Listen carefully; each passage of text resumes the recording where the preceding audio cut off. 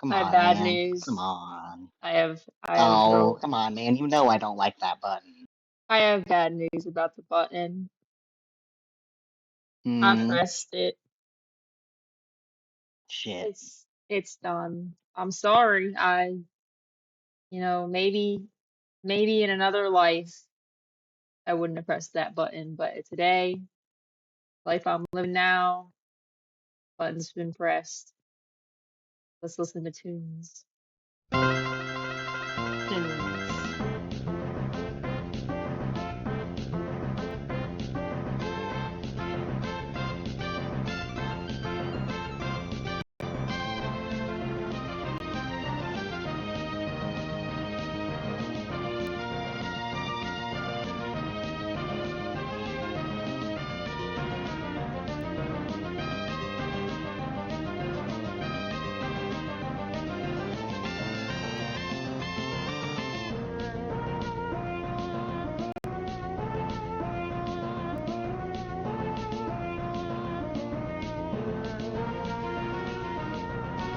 Yeah, did Discord turn off my noise suppression too? It's like lighting up. Hello? Hmm. For those unaware, for some reason I opened Discord today and it had like kicked me out and like did a bunch of shit. Like it changed my keybinds. I didn't have any keybinds. Apparently my noise suppression got on. Weird because I need that.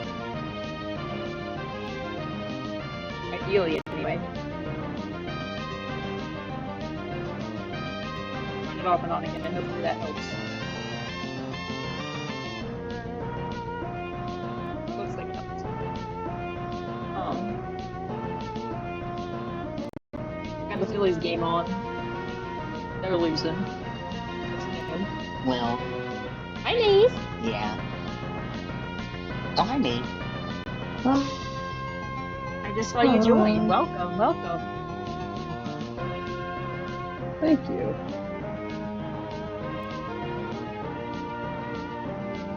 What's going on? Well, Tunes. listening to tunes, listening to Pokemon Emerald Rival Battle Theme.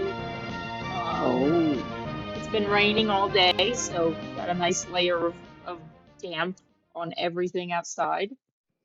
The Phillies are lucky. losing, which is It's normal. been raining all day for me here today. It has Mm. not Oh, been fuck yes, raining the Animal here. Crossing 1 p.m. It has been sunny. I wish it's been sunny. It's supposed to rain all day tomorrow, too.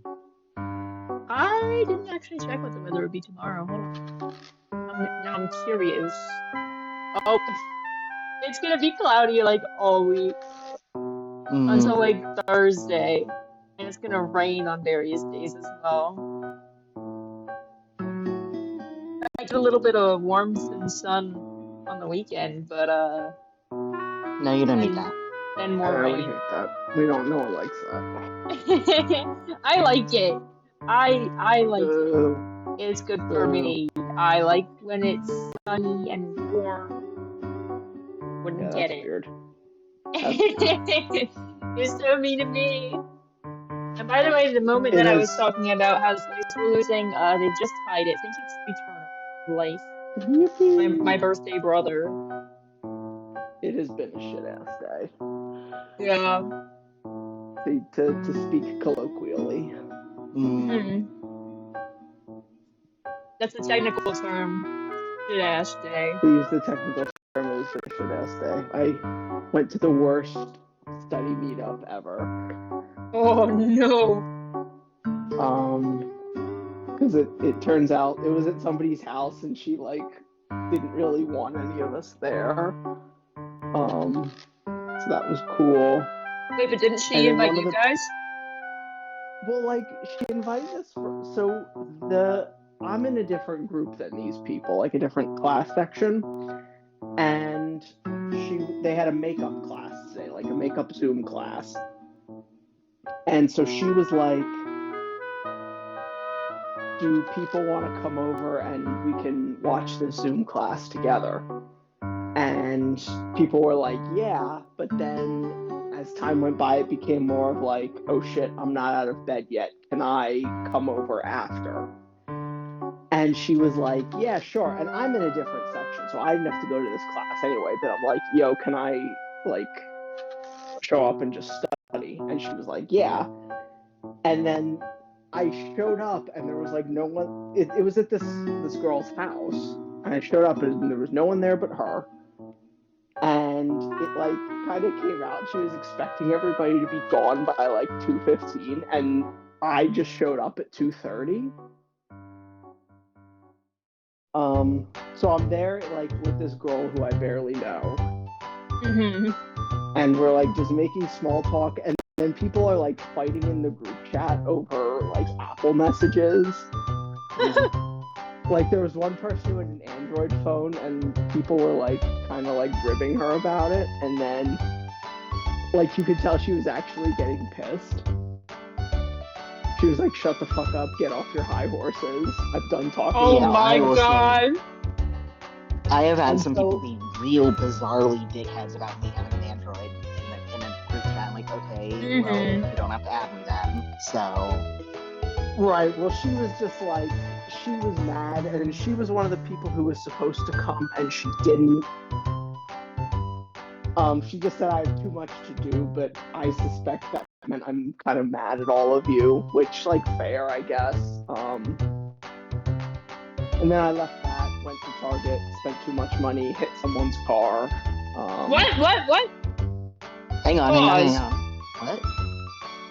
With what? Yeah, my car. Did you hit a parked Oh. car in the Target parking lot? No, but it was really weird because I was parked in the street, and Yeah. I was backing up, and there wasn't a car behind me. And then I went to check my side view mirror, and all of a sudden there was a car behind me, and I heard a thump. So I just, like, I bumped someone's bumper. I got out, and I, like, went up to the guy, and, like, there was no damage, so it was ultimately no big deal, but still, like, does not feel good, man. Like I said, Jesus. spent too much money at Target. You know what? That was karma for spending all your damn money at On Target. top of the fact that I spent too much money because I was, like, prepared for this thing today to be, like, a whole gathering. So I'm like, oh, I'll show up with some libations. I'll purchase some beverages. Oh my god. So I did that. Oh my god. Well, because the way she framed it, she literally said No, yeah, I know, she's it's like, not your fault, but like that's so funny. No, but, like, no. But the thing I forgot to mention was she put in the text, she's like, I've got, so I had a guest come over and they left this whole bottle of wine here. And I want to get rid of it, so you guys should all come over and we'll do this class together. So I'm like, oh, this is gonna, like, people are gonna be drinking, it's gonna be like a day affair, right? Like, we're like, you know. But it was not that, so no wine was drunk. Nothing I brought was drunk. Why did she say anything about fucking wine then? I don't know, man. I don't know. Why did she say anything at all? She didn't want people in her house. Well, I think she did want, but there was, like, a miscommunication where it was like she wanted people over, but only for, like, not for the whole day. And the other problem is I just, like, don't really know this girl that well, so there was, like, it was about, like, an hour and a half that it was just me and her sitting at her dining room table, like, trying to study. It was really... Oh my god. And this Sounds is miserable. Yeah, this is probably what my therapist would call an unhealthy coping mechanism, but I'm gonna drink vodka until I feel better, so... Oh. Have a bottle of Bud Light in the fridge. I'll be with you, girl, every step of the way. Oh, thank you. You Not gotta me, watch out though. with that alcohol coping mechanism. You can't let that thing get, can't let Well, that... I figure I'm just getting a head start because, like, so anyone who doesn't know, I'm in law school right now, and right at orientation, they, like, straight up came out and they're like, lawyers have the highest rates of alcoholism of any profession. So I'm like, oh, I told you straight I up. guess that's what I'm getting into. So They're like, you will get addicted to alcohol. yeah. On the They're bright like, side, don't I even did try decorate not for to. Halloween last night, though. Mm. I did decorate for Halloween. So Did you get one of those? maybe Did you get one of those skeletons that's of like a bird or something and it just like completely doesn't look like anything? an anatomically incorrect skeleton? No, I did not. You need to. I got a golden skeleton though. Oh. I'll have to like take a video and show you guys at some point because I'm pretty proud of it. Again, most of it's the product of more financial irresponsibility at Target, but you know. You know what you We need? cope. What do I need? You need a 12-foot To stop going to skeleton. Target. You need a 12-foot tall both of you. skeleton to construct in the fetal position to sit in your living room with you. I completely agree. I probably wouldn't construct it in my living room. I'd probably like construct it in my little like spillway patio area, and then just its head would be poking up. I didn't know you had such a thing. Yeah, so no, I guess I didn't send you a video. I'll have to send you a video of like my whole decorated apartment and everything. But basically, I'm in the basement, and I've got like a door to the outside in my bedroom. And it's not really like a patio. It's just kind of more like I mean, you could use it as a patio, but it's enclosed on one side by the building and enclosed on the other side by a 10-foot high concrete wall, which is the ground. I don't know if that makes sense. No, yeah, I got you. I'll just send a picture of it also. I understand what you mean, but I love pictures, so go for it. Okay, well, I'll do that. I'll send some pictures of my Halloween decorations too, because I'm very proud of them.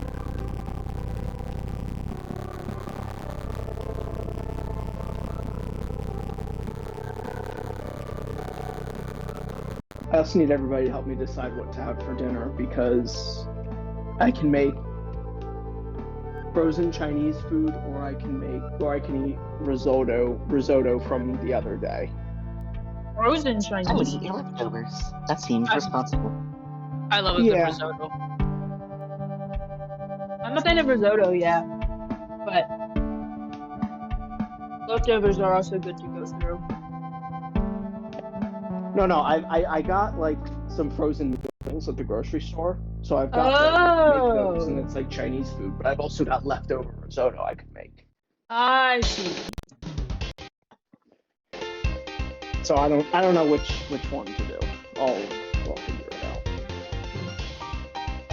So Can you do me a favor? What's that? Can you go to the National Stadium and just like start kneecapping some of their players? Is that where the Phillies are playing tonight? Yeah. Okay. Yeah, I'll Thank get you right so on much. that. Thank you so much. I like this picture of a wall.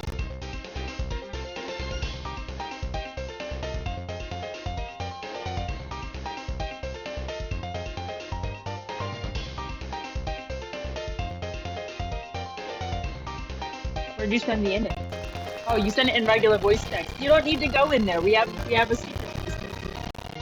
Oh, okay. No, we don't.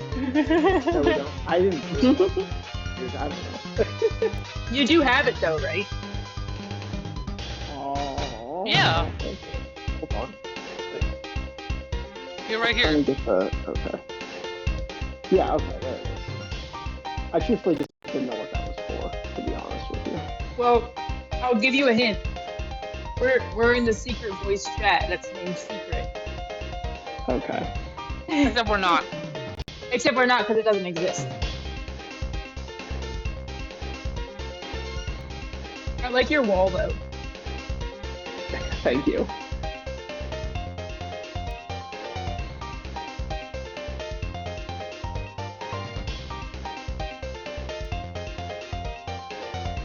All right.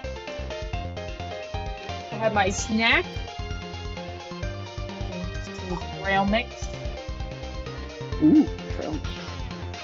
A medium-sized bowl of trail mix. Not like a cereal bowl full, but like a decent-sized snack bowl. I feel like I the go next out time of I milk. get like a Go ahead. Next time I get like a gift card or something, I want to make a custom trail mix because, well, I always worry about bringing like peanuts and tree nuts into a school because you just never know. Dude, I'm so anxious about that. Jesus. Yeah, I don't even. I don't fuck with the peanuts, but But I every bring fucking school or every fucking trail mix has peanuts in it. I'm like, motherfucker, I'm a teacher. Yeah, I don't buy that. I just get like Wait, really cheap like big bags of stuff and they But throw what it would you together. put, is a nut-free trail mix even possible? Like, I guess, technically. Well, I mean, in my mind, I'm like, you would put like a lot of dried fruit. You'd put some salty snacks. You could probably put like some different cracker like varieties. pretzels and shit. Okay. Here's the thing, though, right? Kind of like Chex Mix. Here's the thing. Now, don't like quote me on this as like a source because I don't have like papers up in front of me. But as far as I'm aware, peanut allergies are more common and like often more severe than tree nut allergies. So I think as long as you stray away from peanuts and then you always eat in like the food area, like the teacher lounge or what have you, like you wash your hands, don't make a mess, you're fine. It's true, but I know so many people who've had like bad experiences with like just having a reaction because they didn't know. Stuff like that. Yeah. I mean, the other thing you have to ask though is like how prevalent are the kind of peanut allergies where the person doesn't have to eat it or touch it. Also true. Like, I mean, I my kind of assumption is how I deal with this anxiety. It's like if somebody absolutely like can't even be in like a 30-foot radius of a peanut without dying, then they'll make that known, kind of. Yeah, like if you're in a school that has like a student like that, they always have like They always have separate area. This is Like this Yeah. whole school. Or they'll have like a something separate, like that. Although they don't always plan tell that shit entirely. to students. In fact, Oh, they're supposed to. I've walked to a school saw this is a Fucking nut Ohio. They're like, motherfucker. No, we need all that shit like in paper, like on the desk, like legally. It's in there Fucking when I get Ohio, to the man. school. It's just never there. Like I don't get forewarning if there's. You're not notified. Nope. Gotcha. I always get that shit. I don't want to pack snacks with it. I mean, yeah, I guess before school. Yeah, that's what I'm saying. And of course, I pack my snacks before I go to the school, so. Yeah. I don't pack Even myself then, like a though- lunch. I pack myself like 4 snacks. Like, if there was a situation like that, I think that would be like a notice sent to like everyone. Like, it would be like on the school website for like parents and everything to see. Because they'd be like, your child is not allowed to bring XYZ. And they would just make it clear. So if that's not a thing, like you probably don't have to worry about it. As long as you're eating in the teacher's eating area and then you're washing up before and after, like you don't need to worry. That's true. You gotta minimize your stress levels on the matter because your stress is disproportionate to the matter, I think. Dude, I'm gonna send that meme you sent me on Tumblr with the frog. Which one? The one where it's like, I only worry about 3 things. Yeah. I only worry about 3 things. Everything that's ever happened, everything that's happening right now, and everything that ever will happen. Truly, that's my life. I want to amend it though and make it like peanut allergies. Yeah. 4 things. I only worry about Maybe it's because I spend so much time in like disability spaces, so like all my friends have stuff. So I'm used to being like, all right, sterilizing my tools before I cook for people, shit like that. You gotta instead of adding a 4th option, peanut allergies, you need to white out all the other stuff so it just says 1 peanut allergies, and then it's just blank next to 2 and 3. Yeah, I think so. That's good. No, that's good. And just send it to Jay. I bet if I printed like 5 copies of that and brought it to every school, I'd be like, hey, check this out. I'm sure people would fucking love it. They would love it. In fact, I could send it. I'm sure if I handed it to the average school nurse, they'd be like, ah, that's so true. But yeah, we're gonna get gaming now. Oh yeah, so we were gonna do we're that. Listening to the beautiful Counts on the Case from Murder by Numbers, one of the best games that I've played. Murder by Numbers is good. If you've never played it, you should. It rhymes. Wait.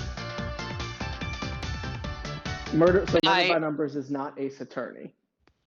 No, Murder by Numbers is a video game where you you do Picross puzzles to find clues, and it's like a visual novel. What are we playing tonight? We're playing Ace Attorney. Okay. So DLC Media Player is just showing you the songs that are playing. In which case I need to change the stream window now to the game. You can see it. Welcome to Capcom. Was that true? I was just confused because the stream thing said Ace Attorney. Yes. That's ignore me. Just ignore me. Don't even I'm worry. still trying to figure out what to eat. Eat the risotto. I don't know if I want. I've eaten risotto for the past 2 nights, and I had risotto for lunch, so that might not be. Then don't eat the risotto. Eat the Chinese food. It intrigues me. You need to tell me if it's yummy or not. All right, here we go. March 22nd, 9:47 a.m.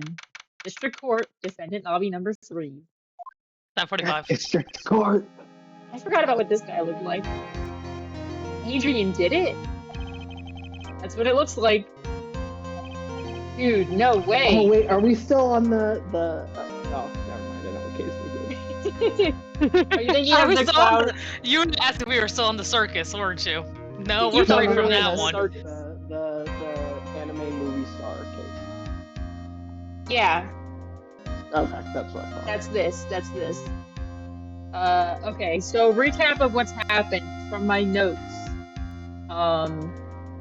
Miss Oldbag did kill that guy. He pushed that kid off the bridge. The killer might be the bellboy. He had Maya in the wine cellar, which she escaped from because of the shell card that she found on the ground. On Guard did not fax that shit. AA also didn't plan it. The agent. Rita's favorite beverage is tomato juice. And the side table had a perfectly intact wine glass and bottle, which presumably had tomato juice in it, despite the obvious struggle that was right near that table. AA did try to kill herself because of codependency with the Celeste Impacts, who did kill herself, but they have not recovered her suicide note, which they know exists because she had like 10 on her hand. Edgeworth, I missed him! I wrote that in all caps, really big with 2 explanations. And also I drew the blue badge. And all along, you refused to play along with the game's implication that Edgeworth was dead. Listen, the wording just wasn't it for me. Choosing death does not mean you're dead. Edgeworth chooses death. I don't know how to tell you this. Edgeworth is dead. Like, he's not fine. back. He's alive. He's dead. He's been dead. He's dead. He's alive. He's normal. Alright, so Adrian is AA. I don't remember what the other A stands for because I didn't write that. Andrews. Andrews, yes. Adrian Andrews is the current agent for this On Guard guy. May have been well, there was rumors that she was having like an affair with Rita, who's the like rival star or whatever.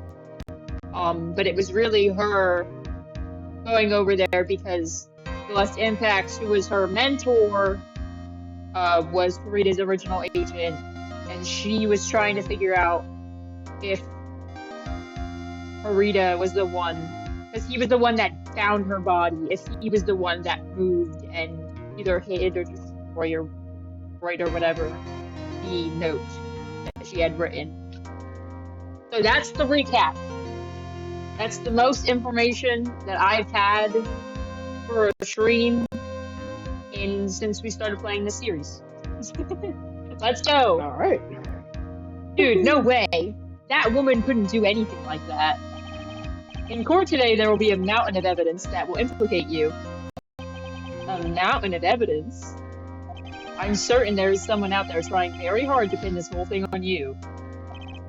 Please, Mr. Lawyer. Dude, like I said yesterday, I'm refreshing like a spring breeze, alright? I can't let any sort of scandal ruin that.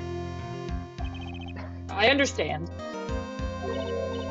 Well, it's almost time. I forgot about the, hey. Thanks for having your boobs out. I was gonna say for all to see, it's just for Phoenix to see, I guess. Nobody else really cares. Mia. We must get a complete acquittal today. I know. I can't focus on my situation right now. Or Pearl's either. Well, Pearl is fine. She's here. Ish. No matter what, I have to focus on winning this case by the end of the day. Indeed. Well, let's get going. My phone ringing. Oh no, it's that thing I have. It's him! Beep. This is Wright. Good morning. This is it, Mr. Attorney. The day of the trial. Maya, she's unharmed, right? Well... When I checked on her earlier this morning, she seemed a bit, how shall we say, tired. Don't worry. People don't die that easily. Besides, what you really should be concentrating on is winning today's trial. Just like scream, or were you reacting to what happened? I just said what? People don't die that easily. And to that you went, I gave what I thought was a reasonable reaction. Thank you. Grrr. Even I say grrr. For myself, you must win today's trial. Which is why I sent you a little present this morning. Present? What in the world would you want to give me? You'll figure it out once the trial opens, even if you don't like my gift. I expect you to graciously accept it and win today's contest, if you please. Wait! I like calling it a contest like it's a sport. I know that that's how court is treated in the Ace Attorney universe, but it's still funny. The kidnapper sent me a present. In this game? Fuck no. Your case is done when the verdict is done. And if the... What's that one thing, Zag? Like, if it's been a year or 6 years or something. If the glove don't fit, you must acquit. No. I'm talking about the thing where they were saying, like, the statute of limitations? Yeah, they were saying that was gonna pass, so they had to get a ruling, like, that last day. Oh, yeah. I see. But the maximum number of days a trial can last is 3. And they're consecutive. So, like, the person dies on day 1, or starts the morning of day 2. No. What? I was gonna say, I think that person dies day 0, universe. Trial day 1, trial day 2. Okay, but I wasn't saying trial day 2. I was saying, like, the first day the person is dead, and then the second day is the trial. I said the same thing you did. You just used different numbers. You said second day was the trial. Technically. I'm saying the first day that you get there, you find a dead person. The second day that you're in that case, it's the trial. And then there could be another trial the next day, and there could be a third trial the next day. And after the third one, you get the verdict, and then And it's done. also, I mean, it's also It's not over. technically true because in the second case of the first game, we find spoilers for the first game. We find Mia dead at like 9 p.m. and then we investigate the day after, and then we agree to defend Maya the day after, and then it's the day that there's the trial.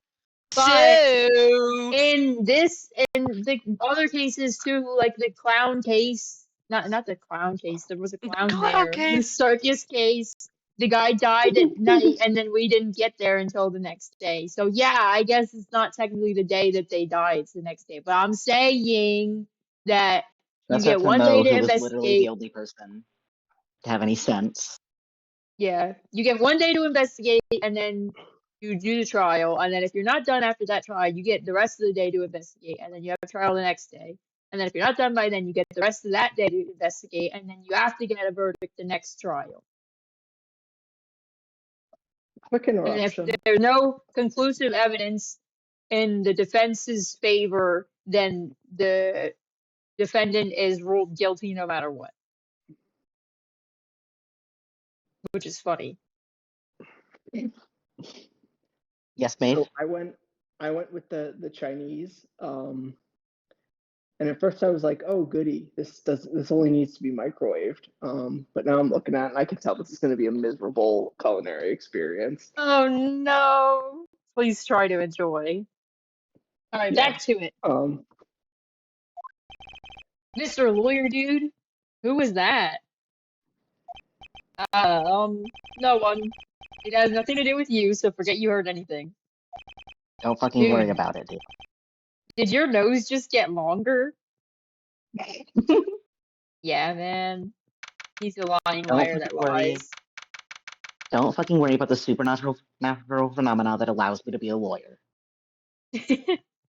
March 22nd, 10 a.m. District Court, courtroom number 3. 9:58. Where's everyone? What the hell? Court is now in session for the trial of Matt on guard. Are the prosecution and defense ready? The defense is ready, Your Honor.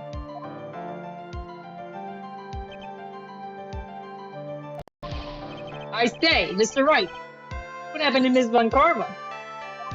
I don't know, Your Honor. Why are you getting mad at me? Your Honor! Please be quiet, bailiff. Court is in session. You must tell me something. Please keep it brief. Now then, what is it? Prosecutor Von Karma has...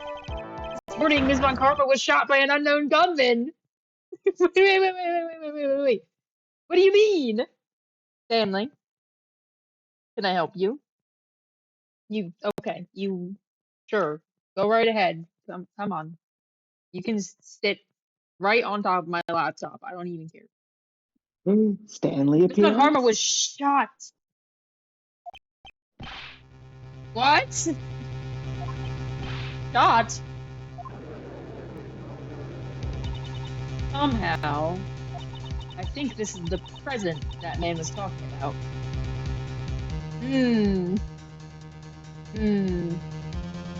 Yeah. His present. Ms. Von Karma is one of the top prosecutors in the country at the moment. He disappeared. This would be to your advantage.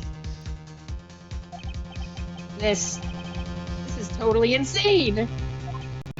And Ms. Von Karma, is she alright? I don't have that answer. She's alive and in stable condition. That's good. Whew. You're... I thought he'd show up. Hey, man. Your Honor. The fact that the moment his theme played, the audio turned to shit on my end was really funny. It does that sometimes. We've learned I know. I know, but it's annoying fine. to me, so I leave and rejoin stream constantly. But it was the fact that he joined and then the theme started and it just sounded like terrible. I was like, oh, okay, yay, he's here. They were playing new notes that my emulator hadn't encountered yet, so my computer had to shit itself. Due to the circumstances, Ms. Franziska von Karma cannot appear in court today. I, Miles Edgeworth, will be taking her place. The prosecution is ready. Naturally. I know everything. So, here I am. His backstrike for the witness stand is always so funny. Ms. Von Karma was shot in her right shoulder and is currently undergoing surgery. You know, Miles Edgeworth, I'm pretty sure in the last game you had a gun, so I'm gonna write down Miles Edgeworth did definitely shoot her. I'll put a star next to it so I know it's important. Edgeworth. I have a gun. Okay. DK. No, that's a reference to something specific, right? Yeah, no, I know. I have a gun. I told that story very recently. Did you tell? Okay, alright, so they know. They know. Yeah. Just, like, I mean, totally they don't. I don't think anyone in call right now knows the story. But I'm pretty sure I told it to Smiley recently. I don't know if Jay or Zach. Okay. Well, if anyone I'm pretty sure you told me, I just don't remember. That's okay. I'm like thinking in my head, and I'm like, I feel like I remember Orion telling me a story that contained that, but I don't remember the story in the story. Yeah, it was the one. Perhaps someone else was listening. It was the one with one of our teachers had like the kid at the park or whatever, and like the woman sat down next to them, and then like tried to take her kid. Yeah, it was that one. Great story, really, really good. Lovely education we had. Ms. Von Karma was shot in her right shoulder and is currently undergoing surgery. Luckily, I have looked this case over and am familiar with the details. The prosecution seeks to prove the guilt of Mr. Matt on guard. The court acknowledges the prosecution. Right? I finally found the answer I was struggling for on my long journey this past year. I came back from the dead, don't you know? He was hanging out with Dante in the Inferno. I thought you were saying he was hanging out with Donald and Goofy. Dante wrote the Inferno, right? He was hanging out with Virgil. By the time this case comes to an end, you too will know the answer. That's not the comma's word. He's pausing. If they wanted to put a comma here, they should have put also another comma here. Or they could have just not had this comma. No, Dante goes through the Inferno. Dante is in there. Okay, so he was hanging out with Dante and Virgil. Yeah, Virgil guides Dante. Now then, the prosecution would like to call its first witness. Please bring Detective Gumshoe to the witness stand. Yay! Yay! Yay! Dick Gumshoe. Witness, your name and occupation. My name's Dick Gumshoe, sir. I'm a detective down at the precinct, for now. No, his ass is fired. For now. After this trial's over, I'm supposed to turn in my badge, sir. No! They got his ass. Detective Gumshoe. The prosecution has no need for a depressed witness. Lift your head up and face forward like a proud officer. Detective Dick Gumshoe. Detective He's not an officer anymore. He said, okay. Yes, sir. Okay, yes, yay. Sir. Now, let's have your testimony. If we want to explore the various facets of this case, we must start with that. Get ready, Phoenix. It's going to be one very rough fight. Yeah. It would have to be with Edgeworth as my opponent. The answer he was struggling for. Interesting. Tell me this answer you finally found, Edgeworth. Well, he's right up here. So I'll point to him with my mouse. He's right up here somewhere. You see him? Right here on the stream. You know, there's even an arrow pointing him as the answer. Anyway. Bare facts of the case. This murder happened after the Hero of Heroes award ceremony, sir. The victim, Juan Carita, was found dead in his hotel room. After looking into the cause of death, we believe he was definitely murdered, sir. First, we thought there was something suspicious about the empty guitar case. Dag, have you got it? No. So I was watching a video. Okay. I was watching somebody make cinnamon rolls. Ooh. I got it. But they were pumpkin spice cinnamon rolls, so I'm not making them. However, we later found out that the guitar case had nothing to do with the murder. Oh, okay. It just didn't have anything to do with the murder. That's fine. After the award ceremony ended, the victim was alone in his room? Yes, sir. Both the victim and defendant went alone to their rooms, sir. See, Mr. Wright, you may begin your cross-examination. Well, for starters, their rooms are right across the hall from each other. So they went together and then separated at the door. So, there's that. Alright. Oh, I missed his little sprite with his eyeballs where he grimaces at Phoenix. I missed it so much. Alright. Murder happened at the Hero of Heroes Awards ceremony. Victim Juan Carita was found dead in his hotel room. After looking into the cause of death, we believe he was definitely murdered. Do I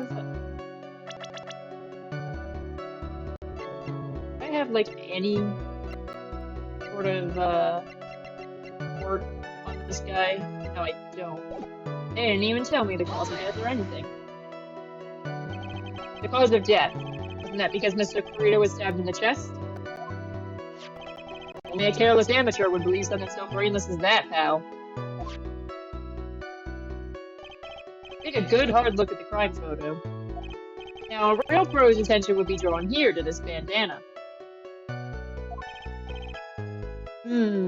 Banana. His bandana, sir. That's the thing wrapped tightly around his neck, sir. Ah, yes, I see. His banana-scented bandana. And what about the knife? It seems to have been stuck in the victim's chest on purpose after his death. We have a crafty murderer on our hands here. Autopsy report added to the court record. At first, we thought there was something suspicious about that empty guitar case. And why did you think that? Because it was empty, pal. Jammin' Ninja doesn't go anywhere without his bright red guitar.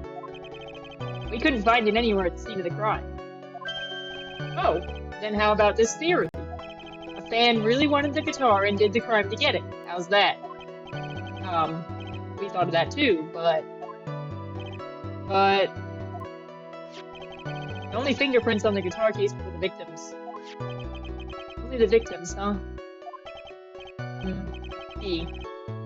So much for my theory, then.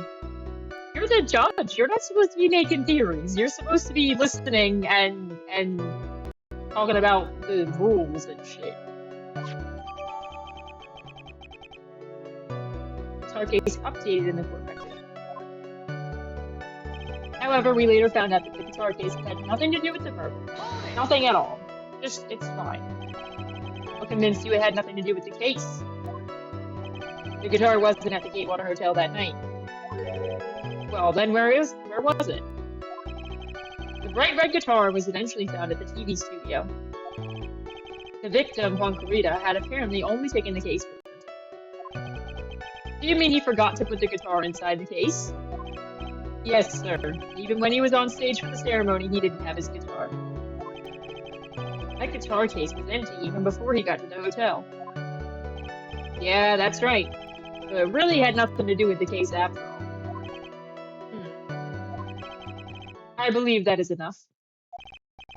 First, the victim was choked to death with his bandana. Then, after the victim was dead, the killer deliberately stabbed him with a knife. You know what? Let me write that down.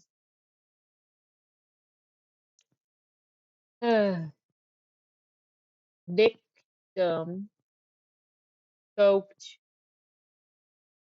with bandana, then stabbed. Just in case this comes up later and I forget.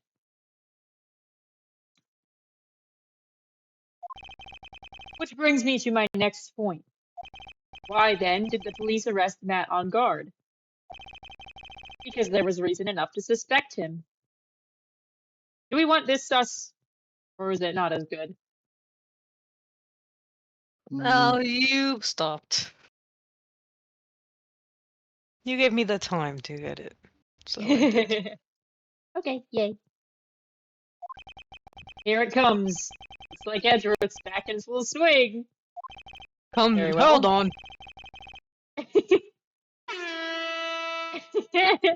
Detective sound. We don't have like a shocked sound. That was like the closest thing I had. Detective Gumshoe, please testify about this matter. Yes, sir. Why arrest on guard? Matt on guard and Juan Corrida were huge rivals with each other.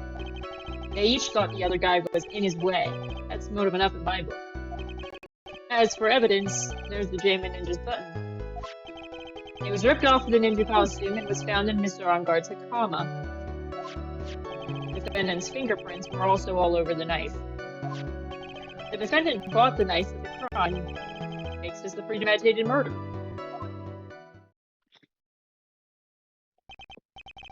So the defendant's fingerprints were found on the knife used in the stabbing. It was sort of sticky on the handle, so the fingerprints came out pretty clearly, sir. Sticky?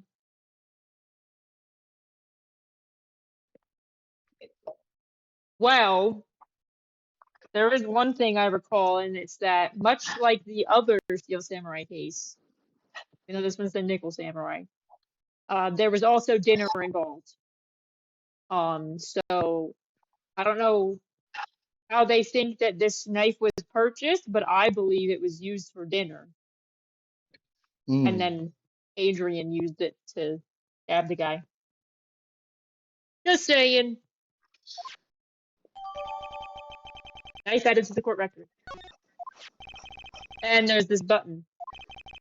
That was found in the defendant's clothes, was it?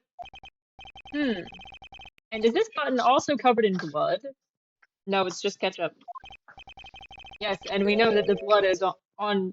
Wait, we know that the blood on it is the victim's blood, sir. What? I don't understand that. I didn't mean to scare you. All of this points very clearly to the defendant, doesn't it? Yes, it most certainly does, Your Honor. Ready to give in yet, Wright? He's already back on his bullshit. Huh. I'll find the hole in your argument somehow. Huh. I'll find the hole somehow. What did he say? You can press as hard as you'd like. Just hurry up with your usual pointless questions. Grrr. Grr. Why arrest on guard? Me when I say grr. Me when I say grrr. Each thought the other guy was in his way. That's motive enough in my book. You can't just say that. That's nothing. That's definitely not true. Wait just 1 second here. Mr. On Guard was beating Mr. Creed in the popularity polls. Well, yeah, I guess, but... Which means that in the defendant's eyes, the victim was not a rival at all. Which means he had no motive to kill at all. Yes, I quite agree. Well, detective, it's not... Well, I guess if you put it that way, then yeah, the defendant would have had no motive. Edgeworth said, shut the fuck up! Detective, I'm beginning to see why you were fired. Eh? No, not you too, Mr. Edgeworth, sir. That's... I look forward to your pension negotiations. No! Now, Detective. Let's continue with the testimony. Sniffle. No, not my poor pension, too. He's already broken his joke. Detective, if you value your money, I suggest you proceed. Yes, sir. We can talk about my pension later, sir. What about what I was saying? Hello? Anyone? Hey, if you think that was bad, you didn't even see Franziska von Karma hitting him with a whip. No, I did see that. I just think they're both pretty funny. As for evidence, there's the Jam and Ninjas button. A very quick suggestion, not to spoil too much, but once you figure out, like, the answer, or, like, what you need to do for the cross-examination, I suggest saving the game, because then you get another question, and if you get the answer wrong, it's an instant game over. Oh, shit. I'll save now, so I don't forget. Or at least so if I do forget, I don't have to suffer for it. That was very helpful, thank you. That could have been really, really bad. Alright. Alright, do you have any proof that the button belonged to the victim? Huh? I don't get you, pal. Oh, let me put it this way. I'm asking you if you have any evidence to back up your claim that this button was ripped off of the Jam and Ninja's costume. Huh? Can't you tell by just looking at it? And the victim's blood is on it. Anyone could have smeared that blood on there afterward. Mr. Edgeworth, help me, sir. All right, I knew it had to be this piece of evidence. That'll reel this one in. Thread. Huh? The button was attached to the costume by thread, obviously. And that thread snapped when the button was torn off. You match up the ends of the thread on the costume with the thread on the button. A perfect match. Yeah, that's it. You're a perfect match, pal. Ugh. That's Edgeworth for you. Never misses a beat. It was ripped off the ninja costume and was found in Mr. Onguard's Takama. When was this button found? Pretty soon after the body was found, we rounded up everyone who knew Mr. Kurita. And then we did a search on them all. That's when we found the button. So it was almost immediately after the murder.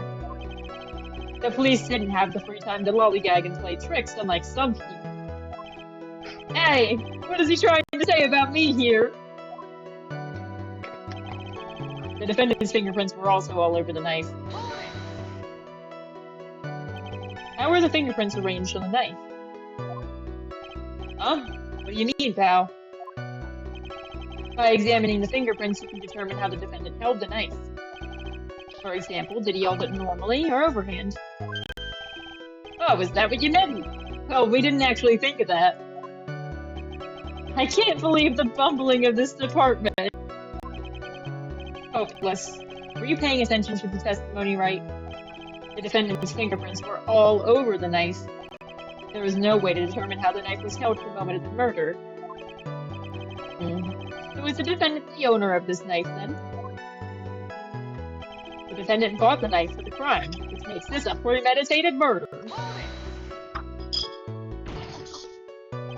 There is no way this was a premeditated murder, even if he bought the knife. Sorry, pal. This isn't just some pocket knife. It's not really useful for anything, and you can't just walk around with it either. Well, this is not good. The prosecution can prove that it was a premeditated murder. We're done for. Phoenix. Yes? There's something very interesting about what the detective said just now. Think carefully before it's too late. My phone just buzzed, like right next to my ear. Do that. A button covered in the victim's blood and a knife with Onguard's footprints.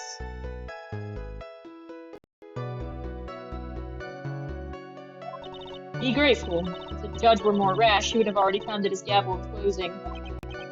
We're still in a world of trouble. Well, before any battle, you must find your enemy's weakness. Let's find the weakness in this testimony, no matter how small it may be. Okay, Phoenix? So, he was talking about that last thing. Let me read it again.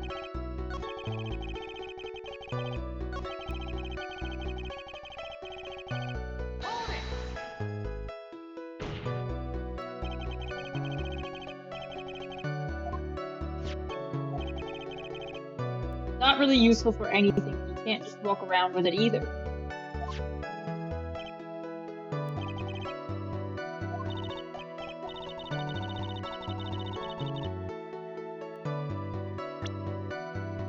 Not really useful for anything, and you can't just walk around with it either.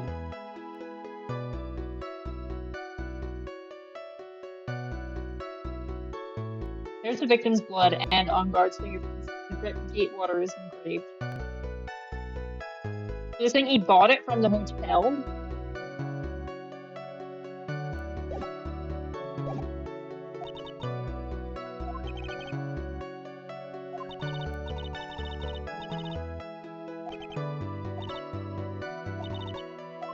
Let me see that shit one more time.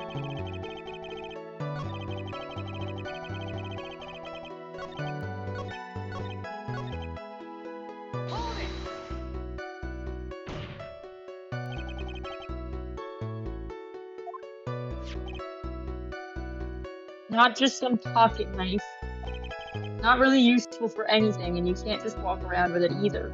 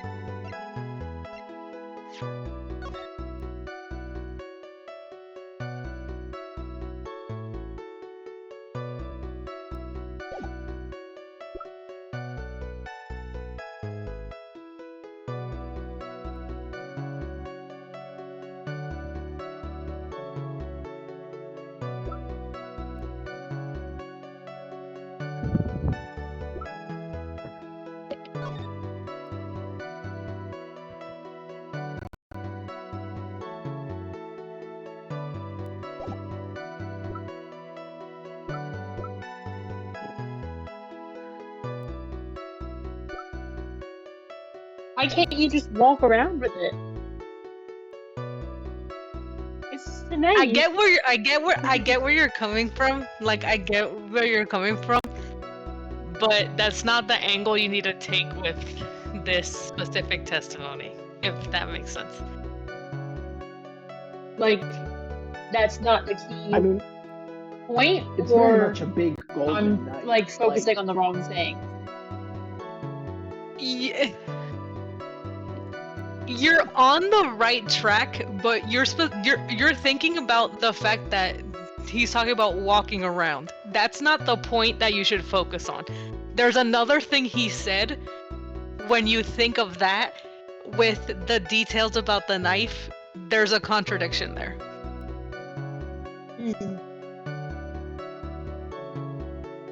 I mean, I guess like Dave was saying, you can't really conceal it. And it's not useful or anything. Like, it doesn't have any primary purpose besides being a knife.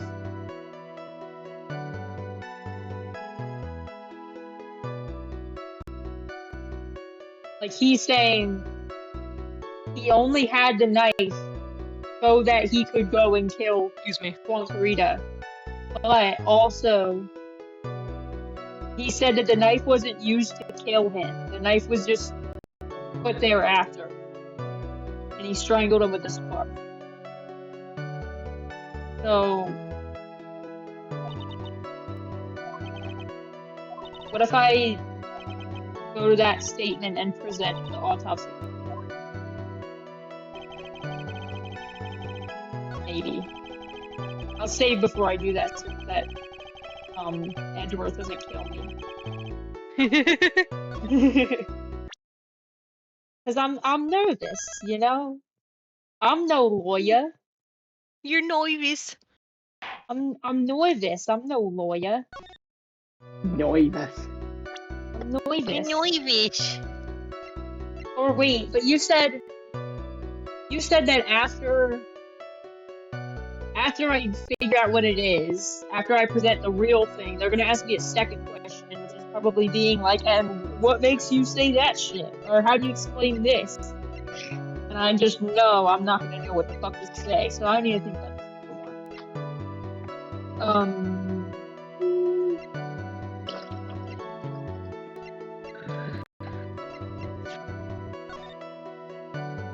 I have a crime photo. I have an autopsy report. You're like almost there. I'm almost there. If you want a small hint, I'll give it to you. Just give me like a nudge in the right direction. I won't tell you anything explicitly, but I'll let you know you're thinking too far ahead. I am. Think about the basics of the statement and the basics of the evidence you have. He's saying he bought the knife for the crime. Ignore what you learned when you pressed it. Look at the statement. Look at the evidence. He's saying he bought the knife for the crime, but he's saying that the knife isn't what killed him. So there's no reason for him to buy it. You're too far ahead. You're too far ahead. You're too far ahead. Look at what the statement. Look at what the statement is about. Process the statement. Look at the statement. The defendant brought the knife for the crime. Makes this a premeditated murder. All right, now what do we know about? So it's about the knife. What do we know about the knife? About the knife, it's from the Gatewater Hotel. What does that mean? It means that if he did buy it for the crime, he bought it like today. No. No. Does it mean that it was already in his hotel room? Like he didn't buy that shit? Yeah. So what does that mean? So that means that he's lying. He didn't buy the knife for the crime. It's just in the hotel room. Because they're in a hotel. If he didn't buy the knife, what does that mean? That means it wasn't a premeditated murder. There you go. You did it. So I submit the knife because it has Gatewater engraved on it. Hey, thank you, Phoenix Wright. Thank you, Zag. You should save the game, also. Thank you for reminding me. Of course. I did just save right before I presented the evidence, but with my luck, I would fuck it up. Wait a second! What? So the basis of your argument that this was a premeditated murder is simply that my client bought a knife beforehand. That's right, pal. The defendant did not buy this knife. Huh? Take a good look at the handle of this knife, and you'll know what I'm talking about. Oh. It has a Gatewater seal set into the handle. Gatewater? I think I've heard that name before. That's the name of the hotel. The Gatewater Hotel. You were there in the last game too. Come shoot, please. The Watergate Hotel. The Watergate Hotel. Uh-oh. I like the response, uh-oh. The murder knife was actually property of the hotel. Which means this murder was not premeditated. Go on, Edgeworth, say your piece.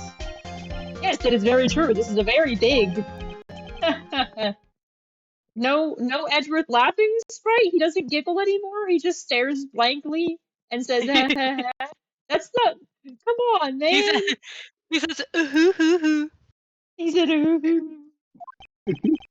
Well, what is it, Mr. Edgeworth? I'm sorry, but the defense is simply too careless. What? There we go. That's the Sprite.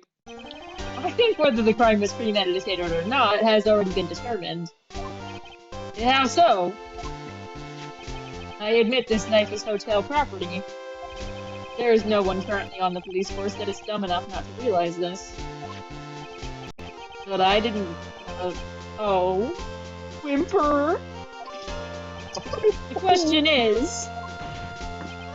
where did this knife come from? The poor man. Why, that's obvious. It came from the victim, Mr. Kurita's room. Sorry, Your Honor, but that is incorrect. Remix. The victim ate a last meal before he was murdered.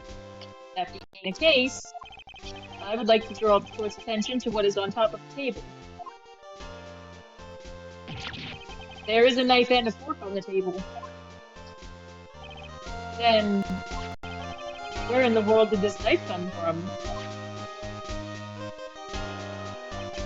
If it pleases the court, I would like for us to recall the room of the defendant, Mr. Matt on guard. Ah, shit! Especially when it was on top of his table. There is something missing. Perhaps it is a single knife? You bitch! We investigated the leftover dishes for fingerprints, and while we were investigating, we came to the conclusion that Mr. Matt on guard's knife was missing. I almost called him Squidward. Edward, you crazy bitch. Squidward, you crazy bitch! Mr. Ungard had gone to the victim's room with a knife he had used during dinner. Why would he carry a knife on to a visit? The kill, of course. And with that, I believe the prosecution has proven this was a premeditated murder.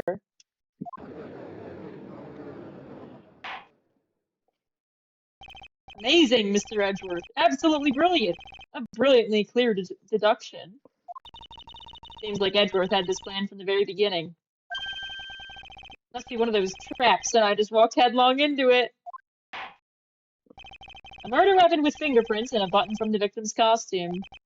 There is quite a sizable amount of evidence here.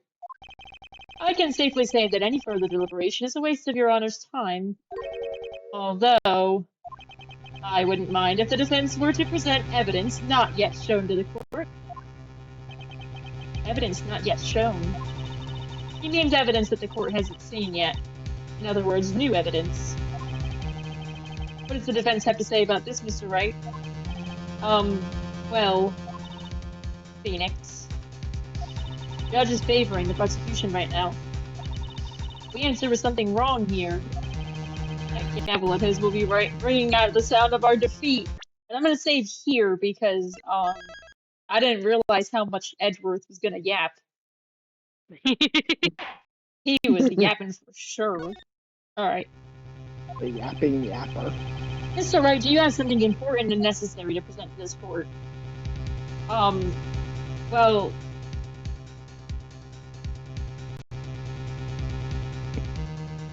Yes? Let me think. My piece is that the knife wasn't used to kill it.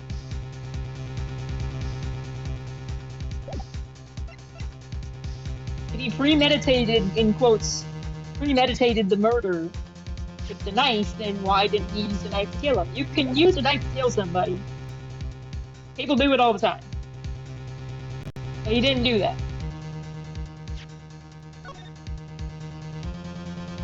Now granted, I think he was already wearing the bandana. But still. I love, like, the resolution of this tomato juice. It's really funny to me. It's like in You focus. need to know it's there. It's like when I was trying to record Stanley on Discord and I kept on zooming in on, like, other shit in the background. I mean... Them saying that I had to present new evidence that hasn't been shown is making it like I can't show the autopsy report. But I mean, that's the evidence that I have. Does it have to be new evidence? Or do I not have shit? But if I don't have shit, then it's over. So, I have shit. There's one piece of evidence that catches my attention. Something that this court has yet to see. Mr. Wright, I will say this one more time. I do not feel this trial needs to continue at all. However, I am giving you one chance, and only one. The judge is saying, right, is don't try pulling one of your usual bluffs here. If I mess this up, it's curtains for all of us. Oh, and my whole house marks blinking. Your entire HP bar. Beware. Only one piece of evidence. Now then, what is this important evidence that you must show to the court? Like, is he serious about being new? Because we just looked at the autopsy report. It's not serious about being new. Okay.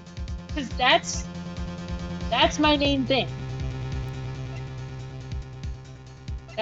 In general, that's my thing. Ace Attorney Games Club to lie and be like, yeah, you need to do brand new and do it in one day, or some shit like that. And it's like, and they're like, no, never mind. Why'd you believe us anyway?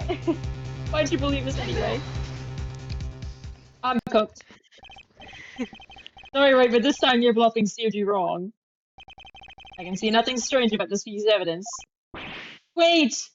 Rest in peace to your HP bar. I am a man of my word, Mr. Wright. Boom! No, they killed you, bruh. Rest in peace. That's enough. That's anyway, they killed my ass. Goodbye. Oh. I figured I was wrong, but, like, I'm not sure. I need to do more thinking.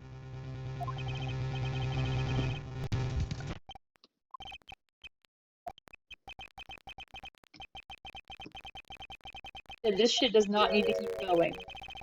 But you're a stupid bitch, so I'll let you do one.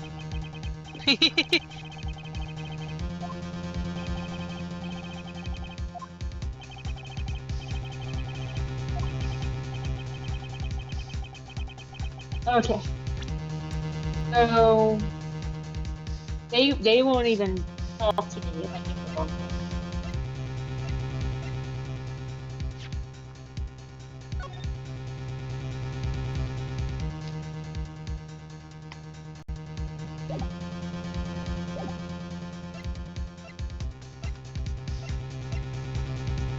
I stand like, how are you, buddy? He's starving to death, but it's not even 30 minutes before his dinner.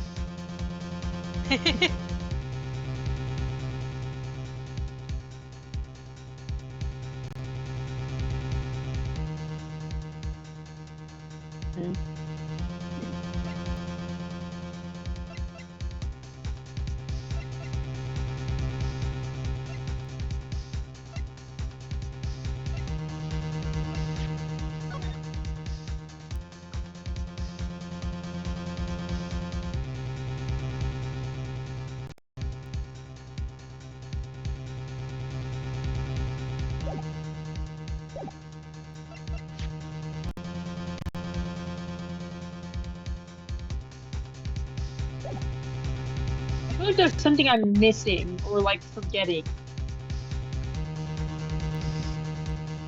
But I thought I was on like the right track.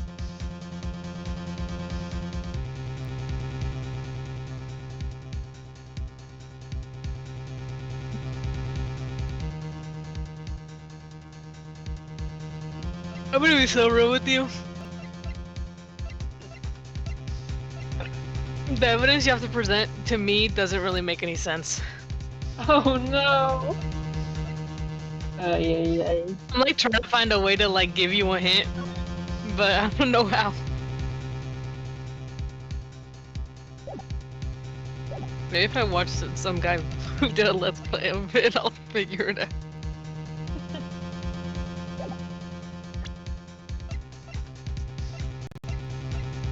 Is this one? Yeah.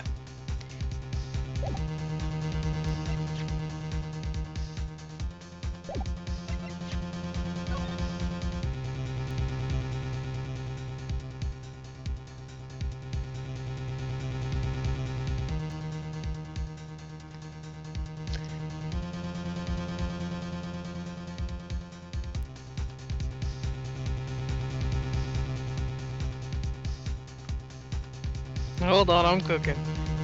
Let him cook. Let him cook.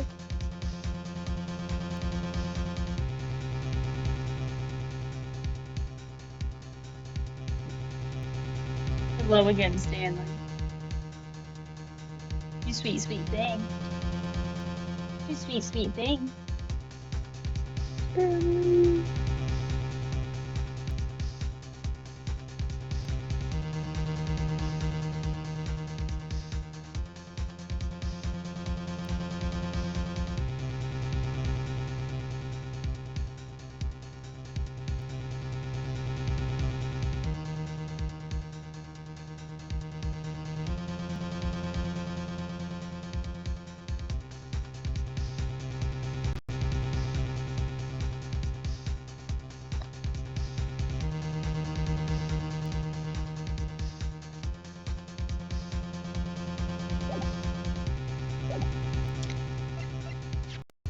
I honestly don't know how to help you because because like it's honestly like unbelievable. Like this is just like unintuitive, or it doesn't. It's both. It's extremely unintuitive, and also there's not really like any logic behind this. It's just like, oh, this is something the court hasn't seen yet, and it's oh like, my god, it's so vague. Okay. So they've seen the autopsy report, they've seen the crime photo, they've seen the knife, they've seen the button, they've seen the guitar case. There's also the fact that like the piece of evidence that you need to present, like the people have seen it. They have like seen the it? police have seen it, like Gumshoe has seen it, and they're like, well, this is something brand new that nobody's seen before, and it's like, no, he saw it. So I don't. It's like really bad.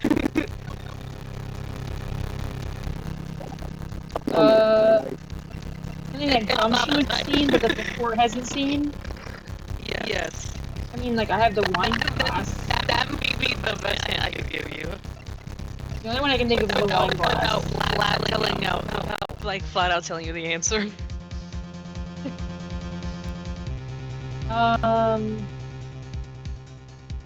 Let's look at the wine glass. What?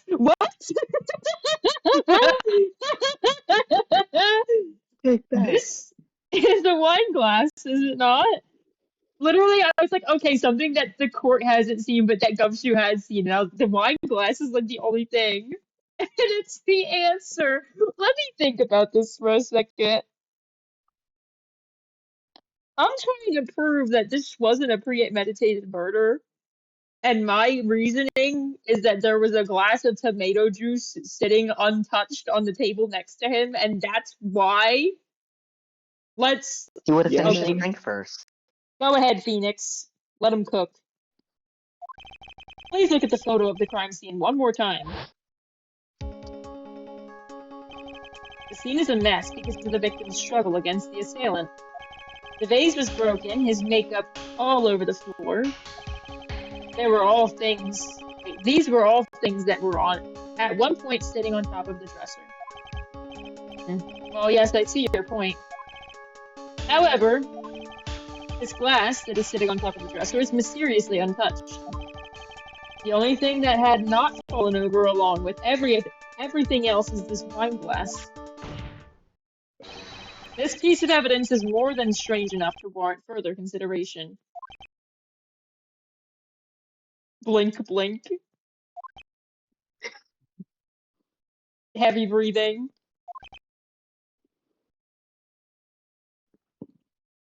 Hoping that Phoenix drops dead across from him. Well, what do you all have to say? Well, yes, it is a little peculiar. Yes, isn't it? I thought it was. And stop looking at me with those puppy dog eyes of yours now. Mr. Edwards? What is it, Your Honor? Your opinion. You don't need my opinion. Because there is no special meaning to that glass. What? It's safe to say that the glass was set there after the crime took place. By the person who discovered the body, Adrian Andrews, for example. She could have easily been so shocked that she set the glass down without thinking. That does sound very plausible, Mr. Wright. Could Miss Andrews really have set that glass down without thinking? I don't know.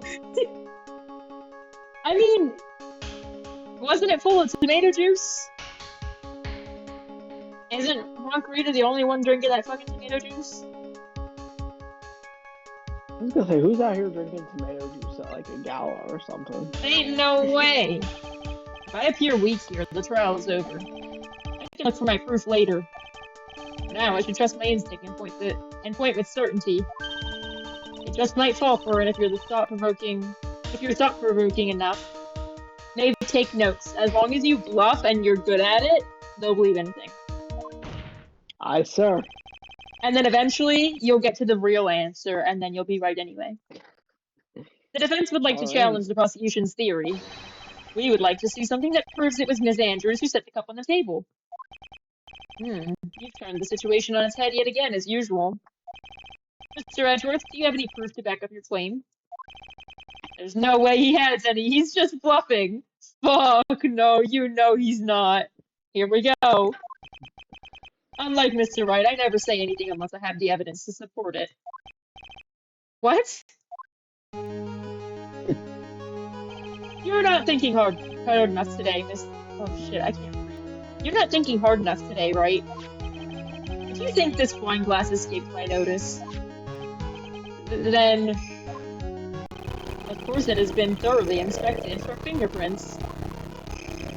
Fingerprints. There were only one set of fingerprints left on this wine glass. Only one? Well, whose were they? They were not the victims nor the defendants. Rather, they were of one Adrian Andrews. What? Wine glass updated in the court record. That is where I said that the person who had discovered the body had left it there. Are we done here, Mr. Wright? Grrr! I can't believe I fell into another trap! Miss Andrews was probably holding the glass when she went to see Mr. Kurita. But upon seeing his dead body, she was stunned and set the glass down on the dresser. You just said makes a lot of sense.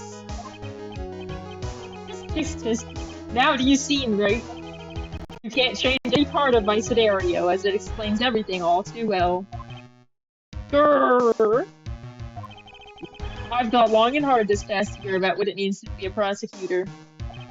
And from here on out, I will show you the answer I have come to discover. Wait a second. Mr. Edgeworth, I think the prosecution has provided enough evidence for me to enter my verdict. Unfortunately, I cannot allow you to pass judgment yet. The prosecution has yet another witness we would like the court to hear from. What? Dude, quit while you're ahead. The judge was like, Edgeworth, sir, you've won. I'm gonna do the thing. I'm gonna slam the gavel and say that this Matt guy's fucked. And Edgeworth said, no, I'm not done yet. I'm not done. I'm not done. I got more evidence. And more chances for Phoenix to ruin my life. But that's not gonna happen. I'm gonna win. Trust. Just trust. Another witness? Yes. Bailiff, whack his PP. Please bring in the next witness. What in the world is Mr. And also Edgeworth whack his thinking? PP. And also whack his PP. Edgeworth is on some other shit. You don't do that. Oh my god. Oh, bag. Now then, witness, please state your name and occupation. Oh, God. I'm ready to pause when she keeps yapping.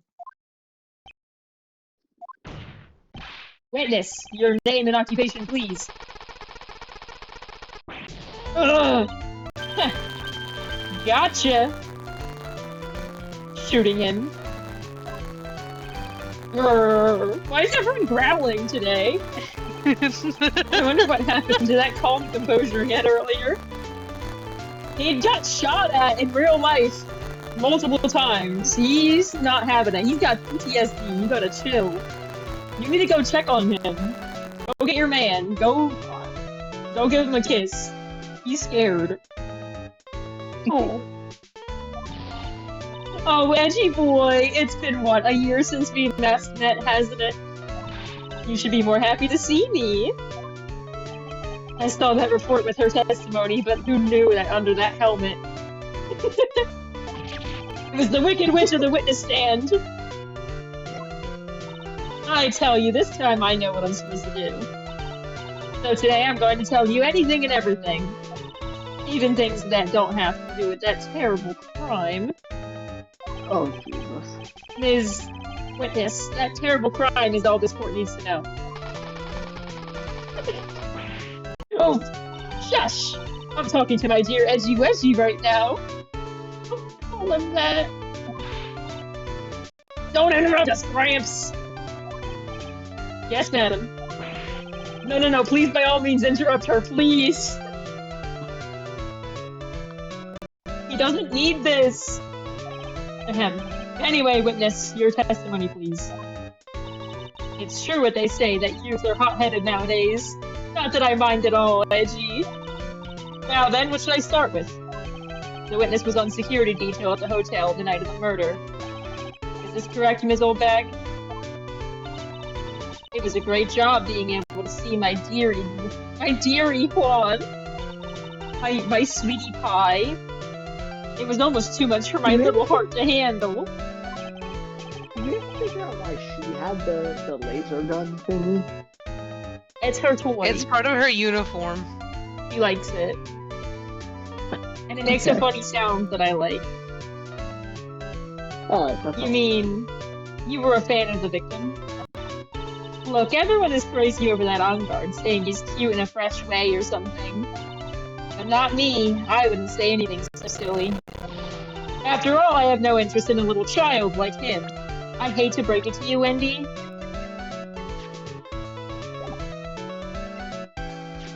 They're the same age.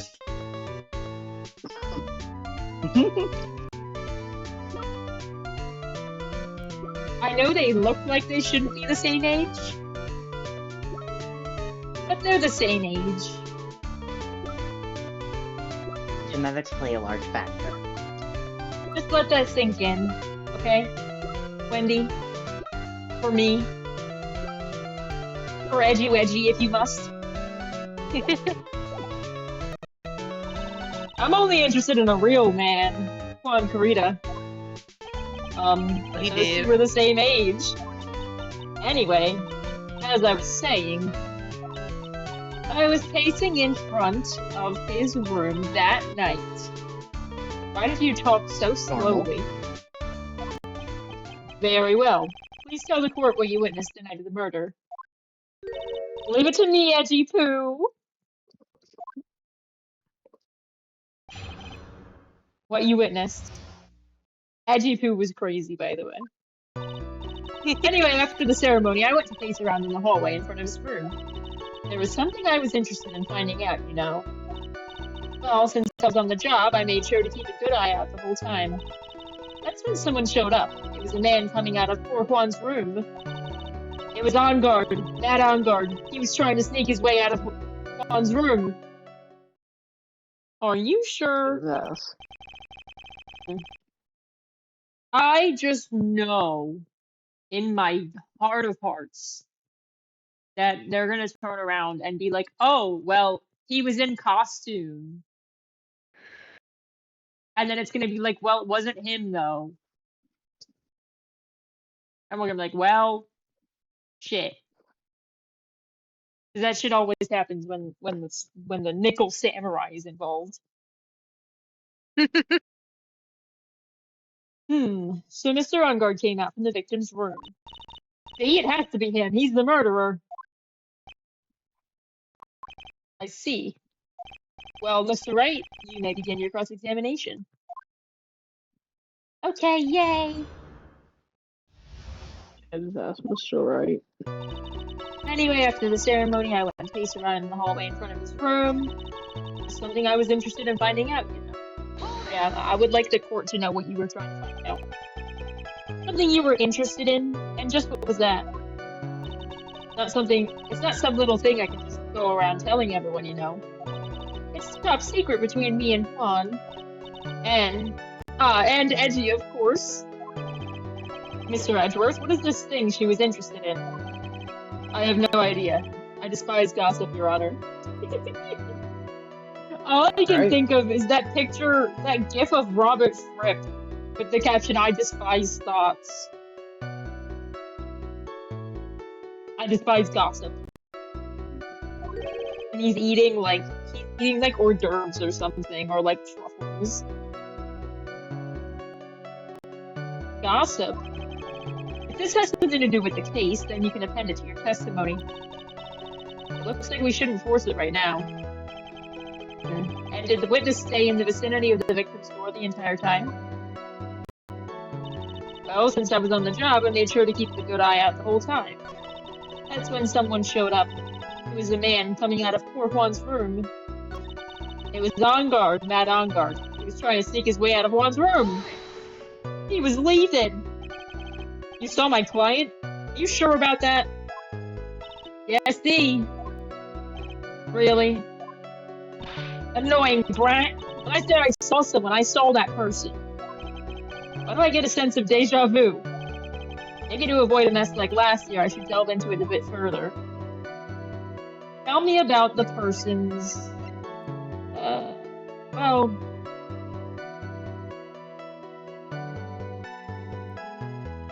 Tell me about the person's clothes.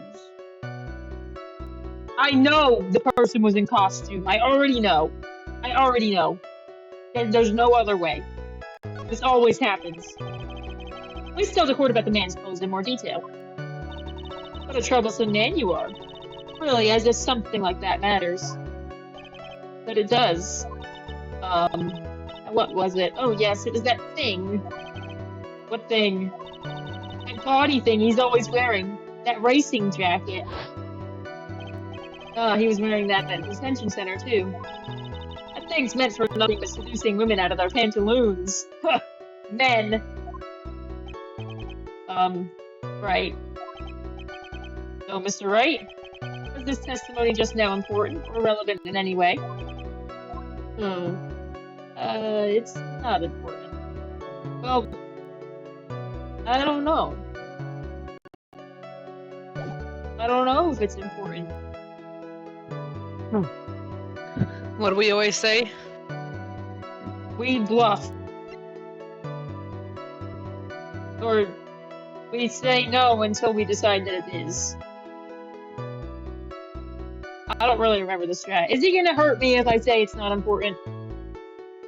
No, but it's also not gonna hurt you if you say it's very important. Okay. Of course it was important, Your Honor.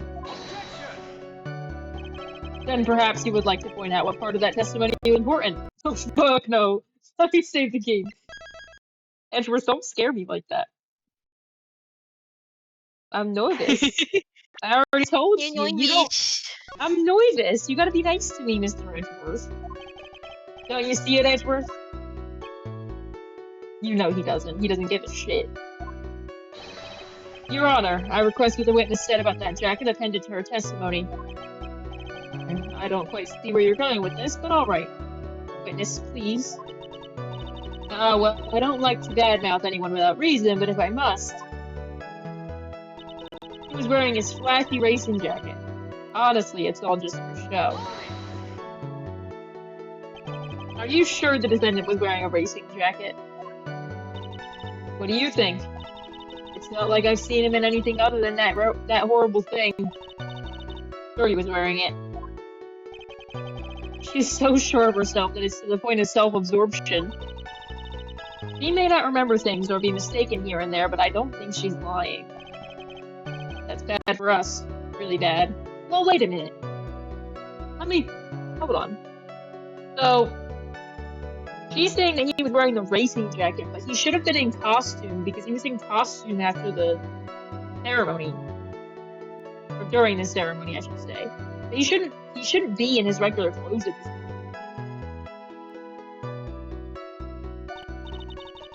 But that's how the human mind is. It also has the tendency to jump off topic.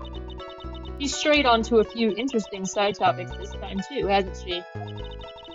That's what makes her a sweet old lady, right? That's because you're not the one who asked the questioner. Anyway, after the ceremony, I went to pace around in the hallway. Okay, so that was the last thing. I'm most interested in this outfit. I'm gonna save, and then I'm gonna present the picture of, like, the Nickel Samurai costume. Because she was like, I've never seen him in anything else, and it's like, well, should have been wearing this. He should have been wearing this shit. And the button was found in the Hakama. So he definitely should have been wearing this shit. And this monstrosity of an art piece that are his pants should have been much more noticeable than the jacket that he was wearing. So they don't care. They hate me. Right idea, wrong evidence. No. Okay. Right idea, wrong evidence. Right idea, wrong evidence.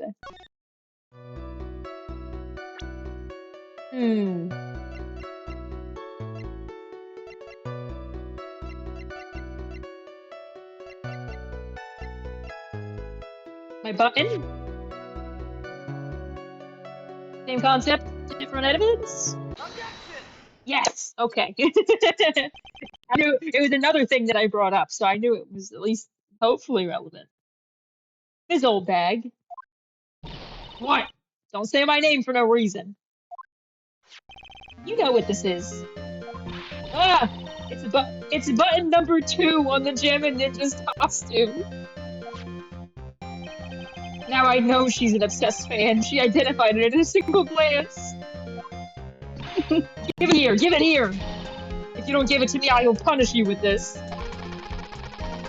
She's so funny. Wow, she really is a diehard fan to want a button covered in blood. This button was discovered on Mr. Onguard's body during a full search. See? This button proved beyond a shadow of a doubt it was that rascal Onguard. It was caught up in the pleats of his Nickel Samurai Hakama pants. See? And Onguard is the Nickel Samurai. Witness?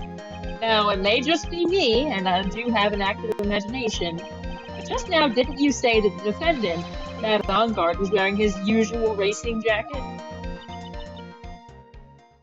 She put the helmet back on. She said, I'm so sorry. Sorry that you judge people based on what they wear. If I were the trendiest... Oh, shit. Here we go. But instead I have to put up with wearing this ridiculous-looking outfit. You'd agree, this outfit is hideous, right? I've got a tape recorder stuck on my chest. Let me tell you, it's heavy. So heavy I wish it would have switched to CDs ages ago.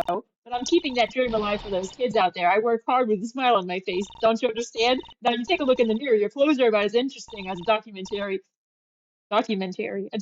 on curling. You should take a tip or a 10 from Edgy Poo. Now he's got style. Shoots you. Now hold your tongue still there for 1 second. So what you saw, in actuality, not Mr. Onguard, the man, but Mr. Onguard, the Nickel Samurai. But when you think about it, they're really one and the same anyway. Ms. Oldbag, this is a very important point we're talking about. Edgy Poo, you think so too? Well, it might be something worth thinking about. Just say it's important and agree with me for a change. I like that he said that out loud. Normally he says it in like the blue parentheses that same thinking, but he literally shouted that across the fucking courtroom. He was like, can you just agree with me, please? The divorce isn't even final. Come on. Witness, think carefully and try to remember as much as you can before you testify. All right, if you insist. I should be the one sighing, not you. Get with that. Can you just agree with me for a change? On He's at the end guard. of this fucking rope. On guard. Yes, now I remember. The Nickel Samurai, that's right. It was the Nickel Samurai that I saw. Yes, it would have been convenient for him to wear his costume during the murder. He had to go to that post-ceremony stage show right after the crime, you know. So he must have worn that Nickel Samurai costume when he was stabbing poor Juan. I knew it. I knew you'd say you was inside that costume. What? Did you think there could have been someone else inside that costume? Wendy, we've been over this. This happened. It was only a year ago. Don't be a bad little boy thinking such rude things. But the possibility does exist. Youngins today, I told you there's no way it was anyone else. How do you know that? Because I said so, and what I say is the truth. Definitely not true! Can we not play this fucking game, Wendy? Literally. At least she's just as delightful a witness as she was a year ago. Mr. Wright, you may cross-examine the witness. Jesus Christ. Now she remembers. Nickel Samurai, that's right, it was the Nickel Samurai that you saw. Are you sure? Be a little more careful with your testimony, please. Not too long ago, you said he was wearing his racing jacket, and now he's not. Not too long ago? Then let me ask you this. When you were itty-bitty, what was your grand dream? No. Huh? What did you want to be when you grew up, whippersnapper? My dream, huh? Well, I wanted to be Judge Wagner, hero of the public sport. So what? See? And look at where you are now. You're not Judge Wagner, are you? Are you? Oh. What I said earlier. Who puts any weight into things like that? The now is everything. I can't be held responsible for the past. Yeah, like when you push the kid off a bridge. Since when did court become theatrics over testimonies? Since the moment that you became a character in Phoenix Wright Ace Attorney in 2001. For the Game Boy. Yeah. All that matters is that man was inside the costume. Isn't that enough? No. Would have been convenient for him to wear the costume during the murder. Right, Stanley? And why would that be? That way, no one could see his face, of course. But there's still no advantage for him that I could see. In fact, you would think the costume would make him stand out all the more. You are such an annoying child, you know that? You disagree with everything I say! Isn't that what you're always doing to me? I got it. Maybe it was more troublesome for him to change in and out of his costume. He had to go to that post-ceremony stage show right after the crime, you know.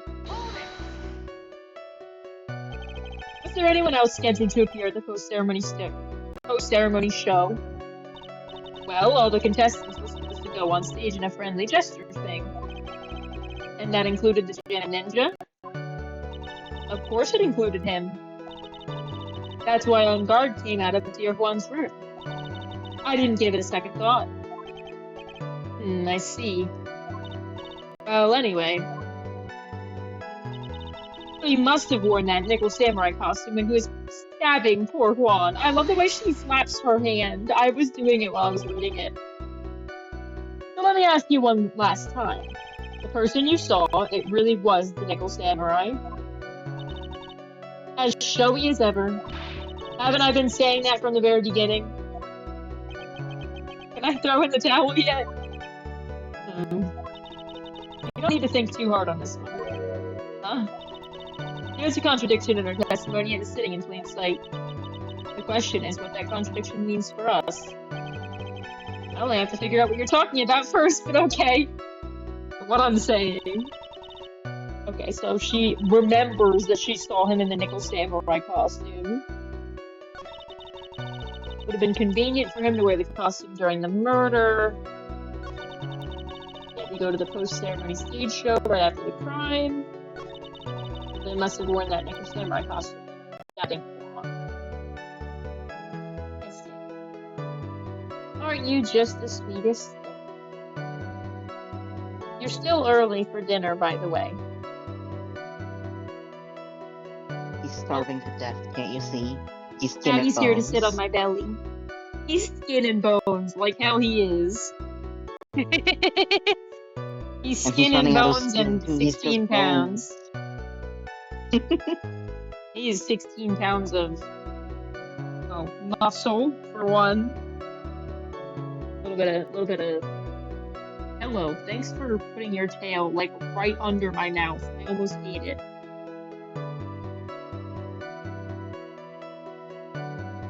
He has perched himself so that he's facing the TV. He wants to watch hockey. There's nothing on the damn TV. Well, actually, there's screensaver, side scroll of a city or whatever. Not the Roku screensaver. Yeah. I don't usually leave the TV on this one, but the Phillies game ended, so now it's doing that. Stanley, I need my arm. I can't reach the buttons. Can you move? Stop. Okay. Alright, so he must have been wearing the costume. No. He must have been wearing the costume when he was stabbing Juan, which we do have the button. I will concede that we have the button, and the button was in a comma. However,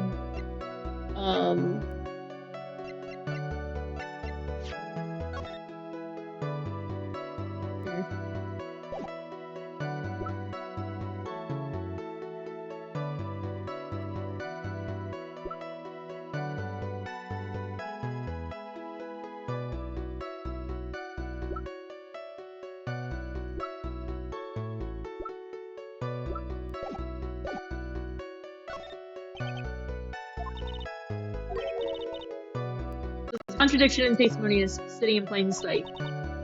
Does that mean that it's in the statements themselves, or that it's when I press that I see it? Because plain sight to me means it's in the statement. Yeah, it's in the statements. Okay. That helps. Samurai. Would have been convenient for him to wear the costume. He had to go to the post-ceremony stage show right after the crime.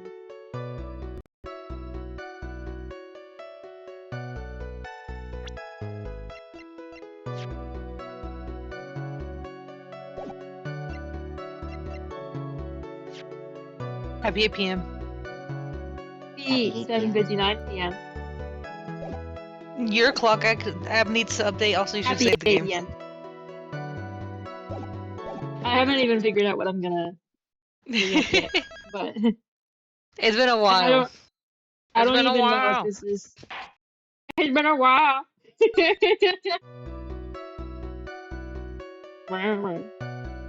don't even know what he says. I know like the tune. It's been a while. Been a while. Yeah.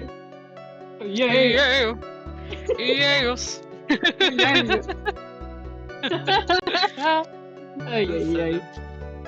think it was a post-ceremony stage show right after the crime.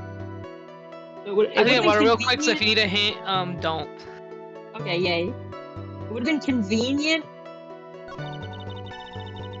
for him to wear the costume during the murder.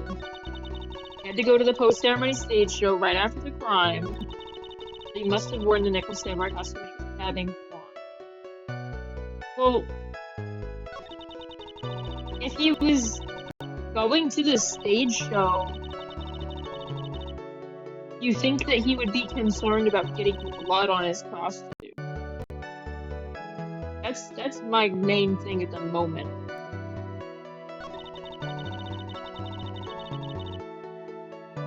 It would be convenient for him to wear his costume during the murder. He had to go to the post-ceremony stage show right after the crime. So he must have worn that nickel samurai costume when he was stabbing.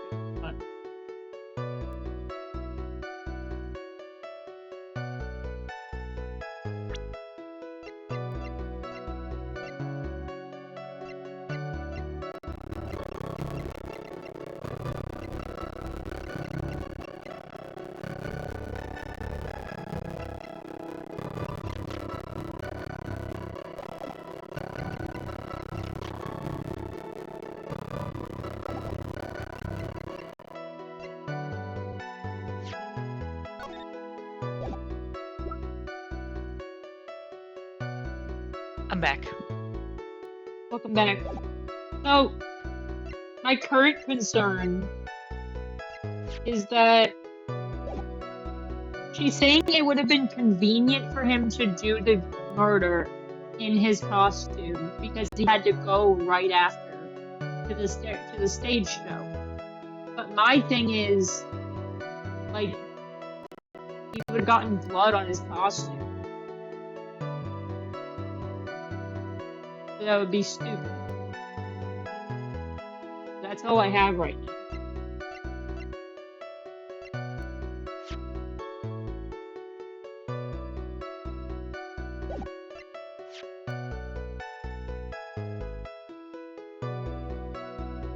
Like, if he was just gonna strangle him with the scarf, which he did do, and that's what killed him,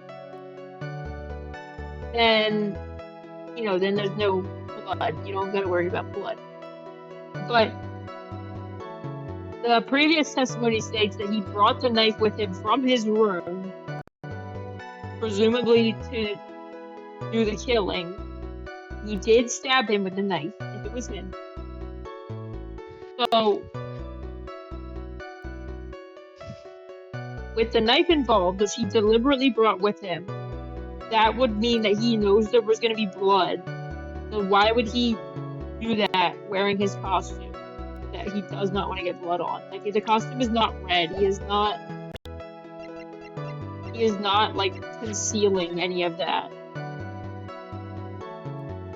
So that's my main thing. I don't know if that's even close to the right thing, and also what I would even do about that.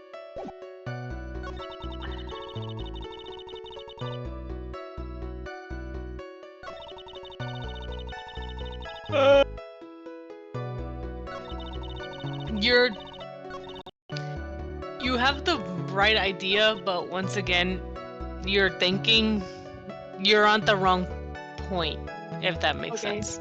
Like, your basic idea is correct, but the way you're going about it is wrong. Okay. It's a lot more obvious than you think. Okay.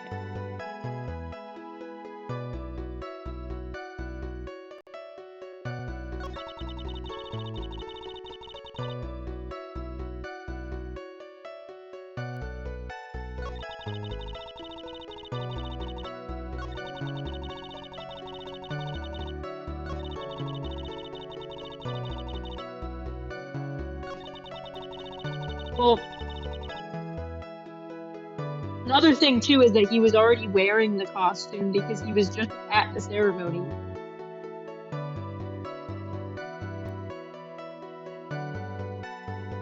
So, like, he had no reason to change. I'll give you a hint. It has nothing to do with the ceremony. Damn it! Okay.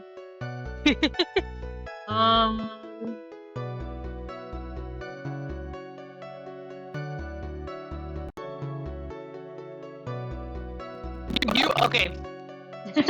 I'm staring at the ceiling. I hope you know. You're what? I said I'm staring at the ceiling. I hope you know. Oh. I'll give you a small hint. The evidence I want you to look at so you get the answer is something you were looking at in the previous testimony. But it was not something you presented. It was something you were looking at. So not the autopsy report. I was looking at the crime photo. There was something else you mentioned. Something that was ugly. That was ugly. Hold on. Well, first of all, go back you're for a blocking second. Go back for a second. When Stanley moves out of the way. Yeah. Like, leave the present screen. Oh. I want you to go to a different statement so you can see it. Go forward. Oh. Okay. Okay, now go to the present screen and look at what. And try to figure out what I was pointing towards.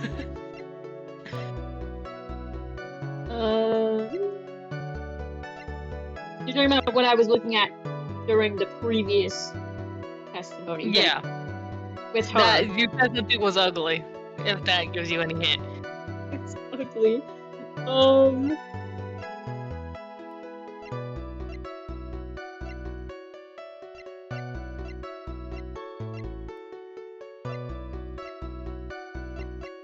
I don't remember calling any of these things ugly.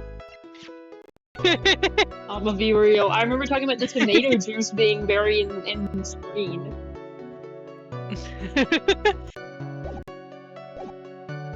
It's a little bit like ugly. It has to do with look at the statement. The statement tells you what I want you to look at. The costume? Oh, because it couldn't. I was thinking about how like it wouldn't conceal any of the blood. No, there is a giant thing in the center of the screen. What is it? And you can also see it near the back. Oh, the trident thing? Or the arm? No. Not the trident, not the trident.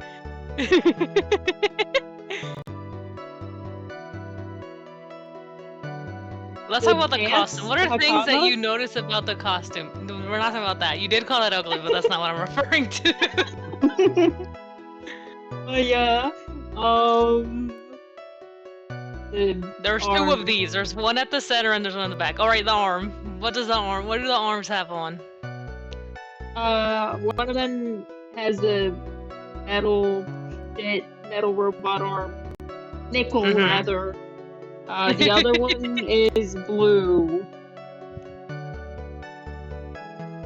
Okay, so we can see that the hands are covered. Yes. Now look at the testimony again. There's the second half of the statement, and look at the thing in relation to the second half of the statement.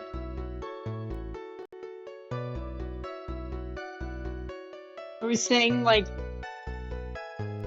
it would not have been convenient to be stabbing him? Because... Oh, shit, the fingerprints! God damn it! Okay, look at this. Never mind. Wrong case. Just kill me. Just kill me. Never mind. Sorry, Judge. Okay. You must have, do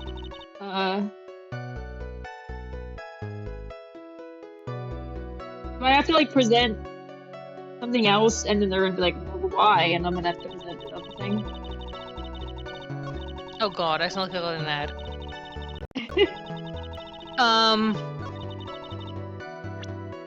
Yeah. You will, but it should be obvious. But you won't get your entire HP bar blown up, if that's what you're worried about. Okay. But you will have to continue the line. So they're gonna be like, here's the knife with the fingerprints. Please, I didn't even read the line. Please take a look at this. Yeah, so it's a knife. Big deal. If you're trying to scare me with that, I'll have you know it won't work. No, that's not my intention at all. That's the knife that was used in the murder, correct? I really like that they just, like, pull evidence out. Like, I imagine it's not in bags or anything like that. They're just like, here's a knife. It's loose in their pocket. Yeah, he just, like, pulls it out of his pocket. Not only a knife, but a bloody knife. Yeah, He's just like, hey, check this out. I think it's so funny. Your Honor, do you know why this piece of evidence is important to this case? You don't even have to ask. It's because the defendant's fingerprints are on it. Is that what you're driving at? That is exactly what I am driving at. I think he's so funny. I missed these interactions. They're so good. What are we driving at? And whose car are we driving? Edgeworth's, and it was already involved in a murder case before. If Mr. Engard was really in the Nickel Samurai costume at the time of the murder, then it's impossible for his fingerprints to have been left on this knife. Actually, he would have wiped all previous fingerprints on this knife right off.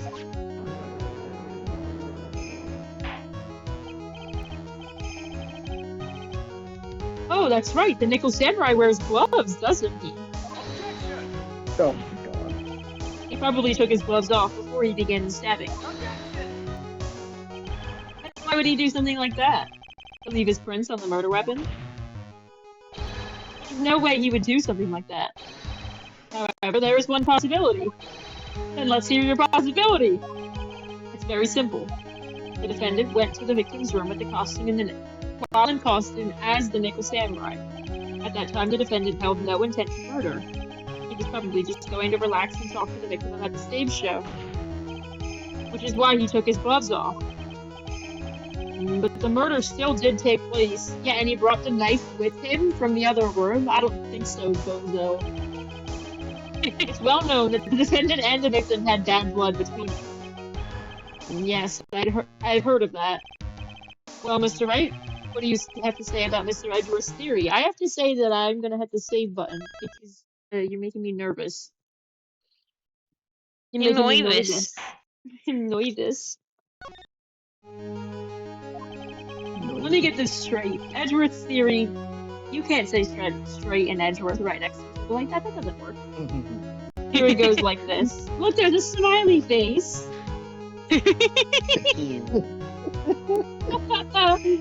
Smiling through it all. When the defendant went to the victim's room, he had no intentions of killing him. Now, up to this point, are there any problems with this theory? Yes! Yes! This theory contradicts something in an earlier testimony. What are you babbling about?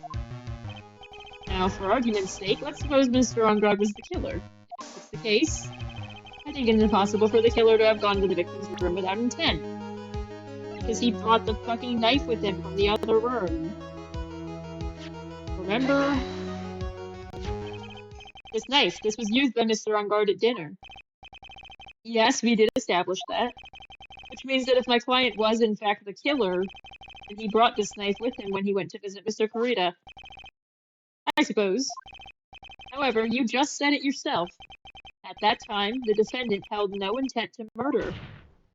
If that were true, then why would he bring a knife? He wouldn't, would he? I bet he's just thinking. He's like, Which means, Mr. Edgeworth, your theory was flawed from supposition 1. And one more thing. If the murderer was wearing his costume at the end of the murder, or at the time of the murder, rather, then there should be glove marks left in the knife. Which means the defendant's fingerprints shouldn't be all over it like bees on a hive. And that brings me to my final point. This knife was planted by the real killer to hide their identity and mislead us.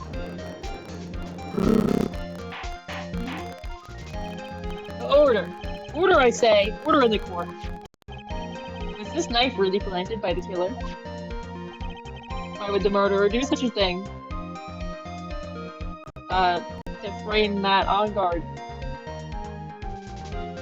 Obviously. Why would it be to hide the murder method? That was a thing that happened, but that's not really relevant. It's to frame my client, Mr. Engard, of course. To frame... Aren't you forcing the interpretation just a little too hard on this one?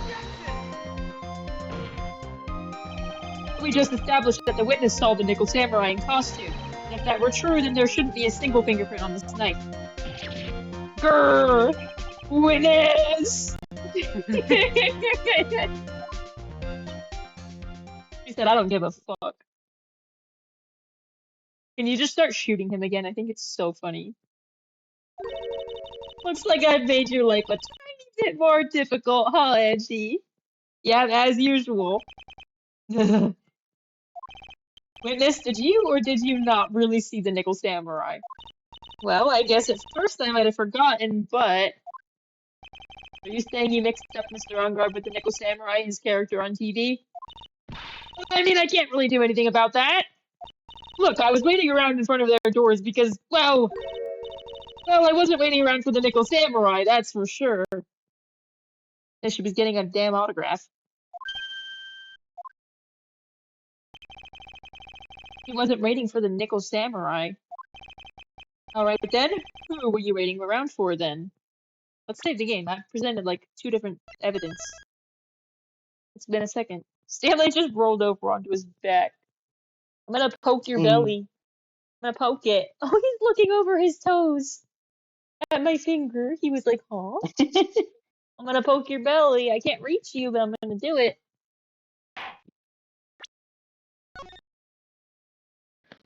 Right. Huh. That's top secret to anyone outside of security. I have a feeling that you were waiting for Mr. Juan Corrida. Am I correct, witness? Ha ha ha. The way you think, you are a sad amateur with a terrible case of nearsightedness. Amateur? Me? What am I an amateur of? The old bag was running around in front of the victim's room, but it doesn't sound like she was waiting to catch a glimpse of Mr. Corrida. Maybe. Phoenix. Maybe the old bag was waiting around for that person. If it's who I think Mia's hinting at, it's certainly possible. This old bag. You were waiting for this person to come out of the victim's room, weren't you? This person. Who is this person? This is Adrian Andrews, Mr. Ungard's manager. So why would the defendant's manager be in the victim's room? For killing. It seems that this is the latest rumor in circulation, Your Honor. Oh, this is... Well, this is... Ah, I see. The judge seems to be really into the article, if it can be called such a thing. And this manager with the initials AA, are you sure? Are you saying it's Adrian Andrews? Without a doubt, the witness thought so as well. Huh. Looks like you found me out.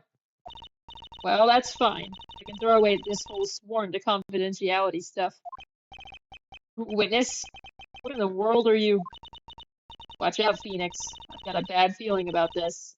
A very bad feeling. I got some information. Some very secret information from a certain source. So that's why I was doing my own little investigation. In secret, of course. But what for? Oh, just for myself.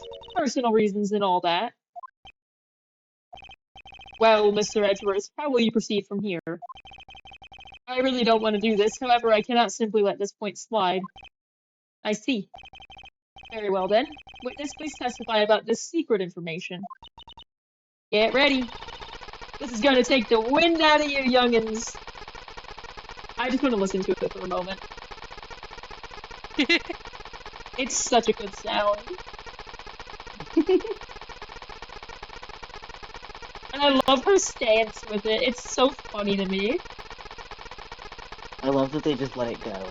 Because I'm sure they just assume that you're going to tap away, so there's no need to put an end. Nope. Nope, they just loop it. It's awesome. They did it for me. Alright, thank you, Wendy. Thank you. I'm sure we're all capable of handling this. Really, it's not like we're 10 years old. Secret information. That on guard is one evil, evil man. He thought he could ruin poor Juan by causing a huge scandal. So to do that, he sent his own manager to get in close with Juan. I cannot condone such dirty tricks, so I took action. Oh, and this is top secret. You got that? Nobody else but you and me know yet, okay? The defendant sent his manager? What a distasteful topic for this court. What? Nobody's above gossip. And isn't there a saying? The truth is never pleasant. Never heard that one before. Mr. Edgeworth, what about this Adrian Andrews person? We have looked into this matter and found that the truth the article proposes is in fact baseless gossip. But should this be true, then this proves that the defendant did bear ill will towards the victim. This means I have to smash this rumor once and for all. Now then, Mr. Wright, you may cross-examine the witness. Be careful. The old bag seems rather excited right now. That's right! On guard is nothing but your average foul-blooded youth. Well, as the old saying goes, you've got to burn old bags with fire. Time to fire up the afterburners and hit the highway to the danger zone. What the fuck are you talking about, Phoenix? What did that mean? Phoenix, what? Phoenix, what the fuck are you saying? Time to fire up the afterburners and hit the highway to the danger zone. No one says that. Get help. Get a job. I mean, there is the song. Well, yeah, but that's only one part of the shit he said. That's like, he said like 3 different things that were completely unrelated. But I guess all related to cars, maybe? Ay. No, it's Top Gun. The movie Top Gun. I don't want to think about the movie Top Gun. Afterburners on, like, jet planes. That's what he's talking about. Ay. I don't know why. Phoenix, you don't even have a driver's license. Why are we talking about airplanes? You're a bike commuter, bro. He literally walks to work. Highway to the danger zone. Don't get me, don't do anything to my Twitch. Anyway, that on guard is one evil man. He thought he could ruin poor Quan by causing a huge scandal. So to do that, he sent his own manager to get in close with Quan. I don't think so. You don't have any proof that Mr. On Guard did any such thing. You must be suffering from shock. The shock of hearing the truth. And now, since you're in so much shock, you can't do anything right. You're right. I can't do anything. But boy, do I wish I could do something about you. Alright then, Sonny, show me what you've got. Can you show me proof that On Guard didn't bear any ill will towards Juan?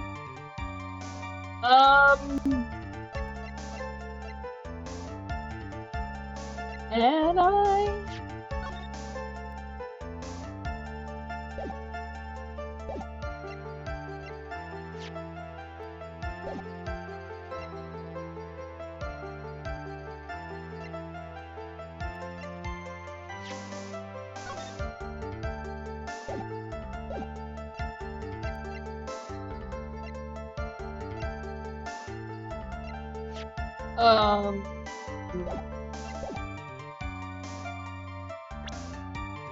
not that I know of.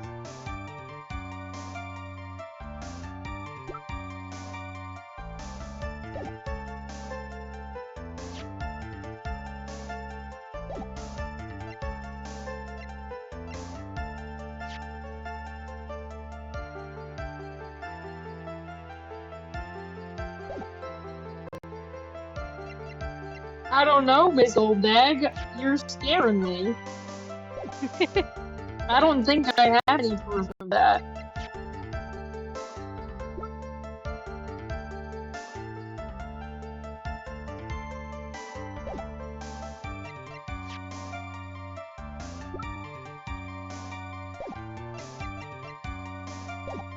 I'm gonna decline. I don't have anything to offer. See, just as I thought. And you were lecturing me about saying things without proof. Just giving me a free pass to say whatever I want whenever I want, silly boy. See my big mouth? That's the way the cookie crumbles. For you, anyway. She took action. Yeah, what'd you do, though? I know you pushed a kid off a bridge, but... So what do you mean by I took action? Like I already told you, I was lying in wait close to the crime scene. Once that slimy woman came out of one's room, I was going to capture her and teach her a good lesson. Something you youngins need. You were going to teach her a good lesson? I was going to make her eat the damaging beams of my ray gun. Like this! No, stop! Well, it was too bad that the woman didn't come through the door that night. And by the way, nobody else knows about this shit. Wait. What? I'm a busy woman. Tea time with the kids is over. Secret information that no one else knows yet. That's true, then how do you know this secret information? Huh? Well, that's because I'm a pro. Yes, that's it. It's a secret. Even if you drill a hole in my brain, you'll never find out. How in the world did that old bat get such a secret piece of information? It's a good thing this woman doesn't have a real gun. That's all I'm gonna say. Oh, yeah. Yeah. Well, there's this tabloid. But I don't think it's related to the fact... This doesn't say anything about On Guard, like, sending her. This is just about the scandal itself. Which presumably anyone who cares already knows about. And this tablet article right here that I have was in Lotta's camera case, which was stolen that same night. So, potentially I could present that, but I don't think I have a reason at the moment to just present it as is. Maybe I press further first? Let me see.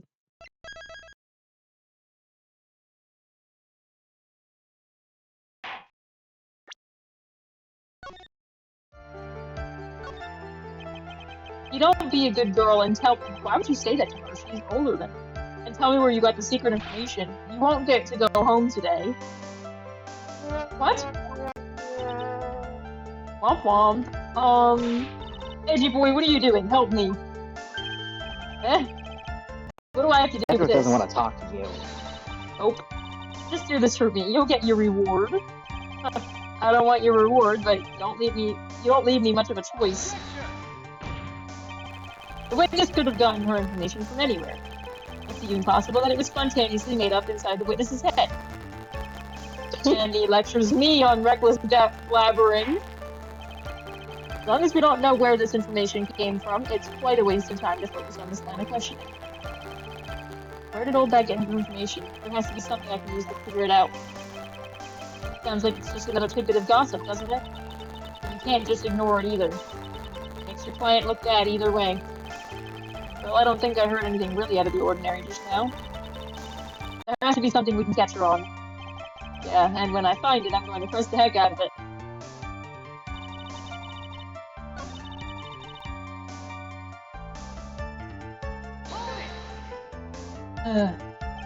Scandal? What do you mean by that? You're a dim-witted one, aren't you? I can't believe you don't know what a scandal is. Honestly, what are they teaching kids in middle school these days? No, I wasn't asking what the word scandal means. Even I know that much. Even I'm a lawyer, and I'm like, oh, even I know that. Well, that On Guard thought he could own a monopoly on popularity. I stand. He sent his own manager to getting close with Juan, and I condone such dirty tricks, so I took action, and it's top secret.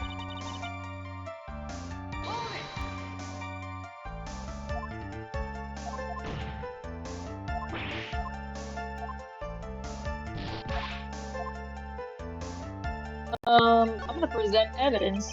So no one else is supposed to know this secret information, correct? If that's true, then why do you know it, Ms. Oldbag? Well, why are you looking at me like that? Stop that. Witness. I'm sad to say it, but this is how you found out about this secret, isn't it? Article. You call that proof? No. No, I don't call that proof, Edgeworth. Don't worry. I'm smart, I promise. Not that. Camera! There we go. I knew it was one of them, but I thought the camera was too big of a jump. The investigative reporter, Lotta Hart. Oh yes, I remember that mischievous girl. She reported that she had lost a certain note that she had written to herself. She reported such a thing? On that piece of paper, she had written down some of her outrageous impressions about the relationship between the victim and Miss Andrews. What? Outrageous ideas, you say? No, I said impressions. Then everything written on this piece of paper is completely meaningless. Ah, that's it. That's the note. Ah. No, you see, this is something completely different. This is my top secret list of groceries to buy! Then you were the one who took Miss Hart's note. I'm a huge fan of Juan's, that's why. That infamous, puffy-haired whippersnapper. She's working with that evil on guard. She said so herself. On guard, I'm his sidekick. She was so happy, smiling like a silly duck. I was only checking what she had written.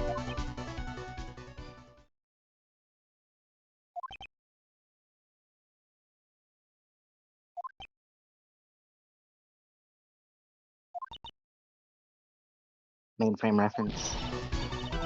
Ejifu, you believe me, don't you? No. I was only trying to help out like the angel I am. It's only one little piece of paper. I've never taken anything else before. You really should come with a supply of cheese to match your vintage wine. Ooh! Burn! Old! You're done. You're cooked. Get a job. Well, it was only a piece of paper. I suppose we can overlook this just this once. Looks like she's really sorry. Can I forgive her? No. Oh, a lot of pressure. And I let up on her now. She'll get away. I have to find some way to inflict a deafening blow to the prosecution.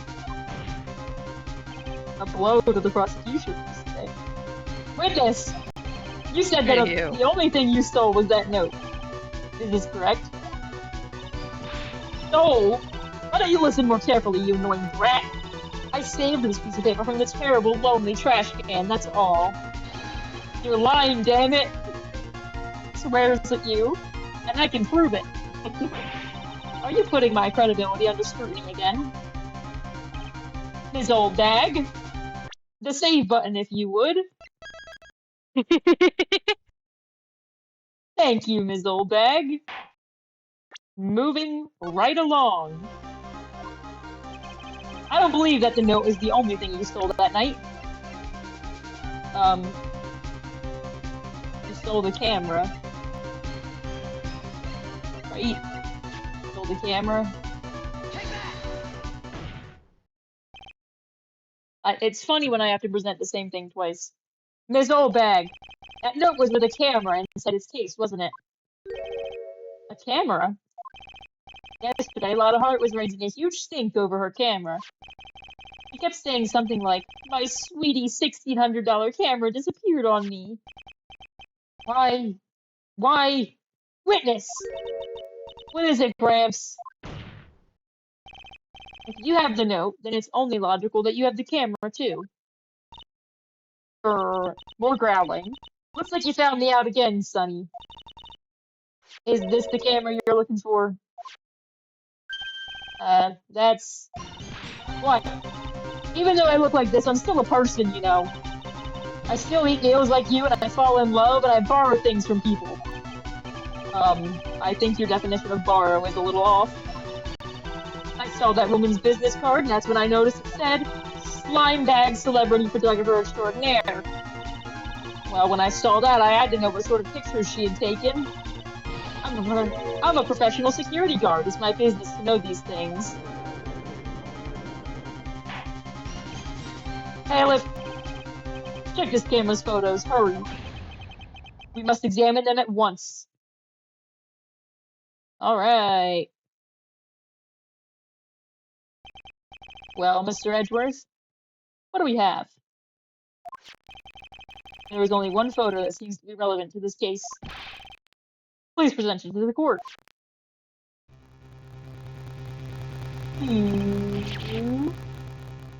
This is the Nickel Samurai. See, I told you, that's the guy I saw. This proves that the witness was not lying earlier about this matter. Modest photo added to the court record. My least favorite sentence to read. What does all this mean, Mr. Edgeworth? This photo by itself does not prove that the person in it is the defendant. However, in his own confession, Mr. Ongard clearly stated that, at the time of the murder, he was still in his Nickel Samurai costume. If that is the case, then this Nickel Samurai is...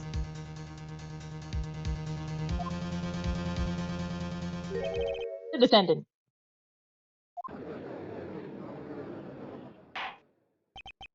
How did it come to this? I think this brings us to the end. We have examined every piece of evidence thoroughly. Final comments, Mr. Wright. The court will consider them before we close. Do you agree that this photo is decisive evidence against your client? This photo really is decisive, then we're done for. If I raise an objection here and blow it, then that would put Maya's life in jeopardy. You know what that means.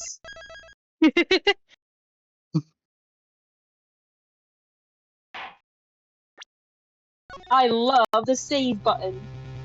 I can't make a mistake here. There's only one road out of this mess. This photo that Lana took. There's something strange with it. Let me look at it so I can figure out what the strange thing is. Taken in the hallway right after the murder.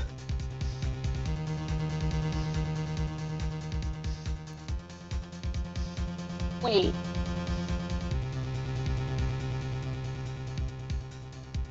It was taken in the hallway right after the murder, so Lana wouldn't have... Well, I guess Lana was there. I don't know. I thought Old Bag stole the damn camera. When did that happen? She's saying... Old Bag said that she was waiting there because she had read the note and was, like, waiting for Andrews to come out of the room. So this picture had to have been taken by Old Bag. But that probably isn't the strange thing. It's not the strange thing. The strange thing is that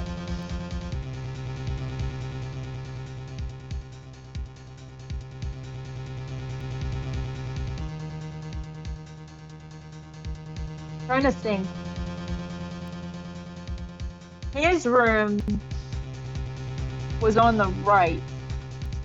Karita's room was on the left. I see a bear. So this is Karita's room. So the picture was taken from like the bathroom side.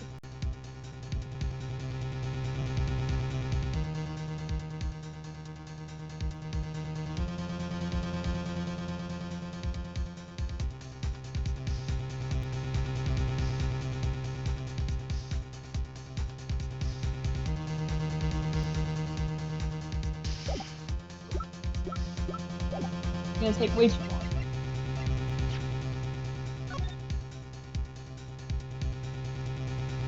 So the picture was taken from like here,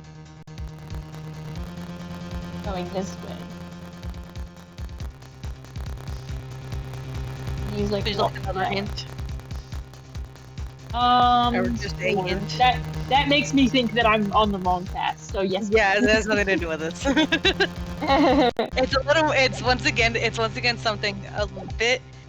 It's not super obvious, but like the thing with the gloves. It's like directly on the photo.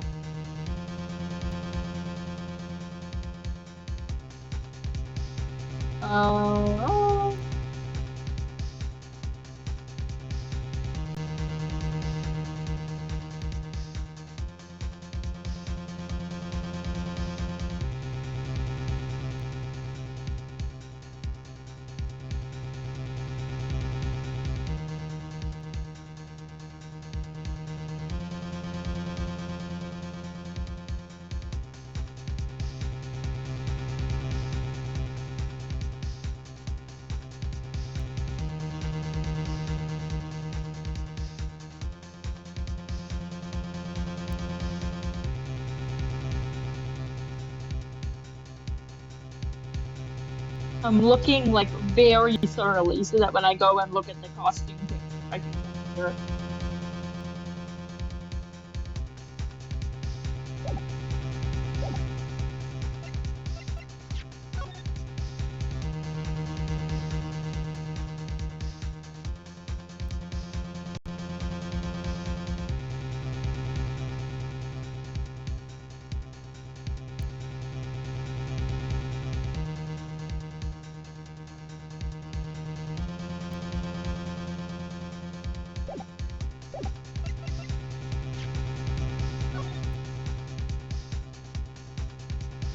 Oh! Oh, I see. No, I understand. I understand. I understand everything. I understand everything in the world. Yep, I understand everything. I knew this was coming, right? Your thoughts, Mr. Edgeworth? I think we can all agree there is nothing strange with this photo. There is no way for the defense to debunk this photo, even with a bunker buster. Even with a Potemkin buster. Is that what you're planning to do, Mr. Wright? Anyway, please look at the photo one more time. If you really believe you can honestly find something wrong with this photo, then you should only need one chance, correct?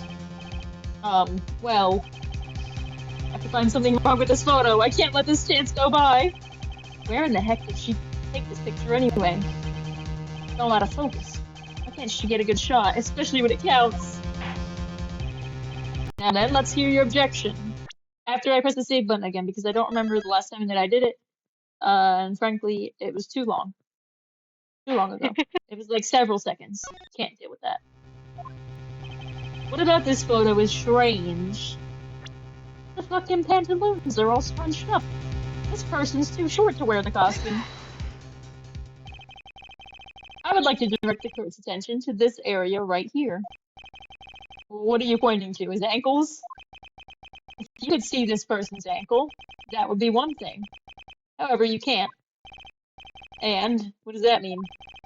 The nickel samurai in this photo could not have been Mr. On Guard. What is the meaning of this? I wonder if you would care to elaborate, with actual facts, that is.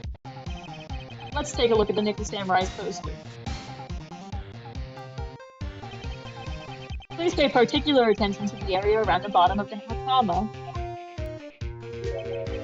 His socks. You can see his socks. Exactly. However, in this photo, the nickel samurai is clearly holding his hakama up just to walk. There is only one explanation for this. The person inside this costume is clearly much shorter than the defendant.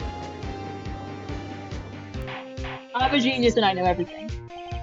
Alright, I think I've turned things around for myself this time. That's curious. What is?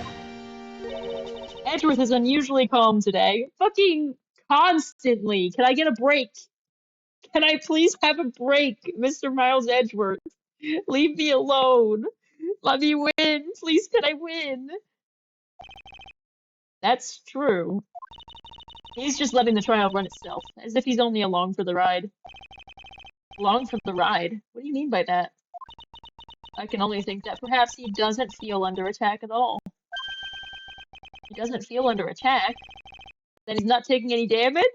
His health bar is fine? Okay, this could mean two things. One, he's immune to all damage. Two. He's immune to HP. He's immune to. I guess it's a slam of a gavel. He's immune to bludgeoning damage. Yeah, he's immune to bludgeoning damage. Another option is he's learned in his time while he's been dead to keep his cool better, and that's the thing about prosecuting that he has discovered, is that it's not about him.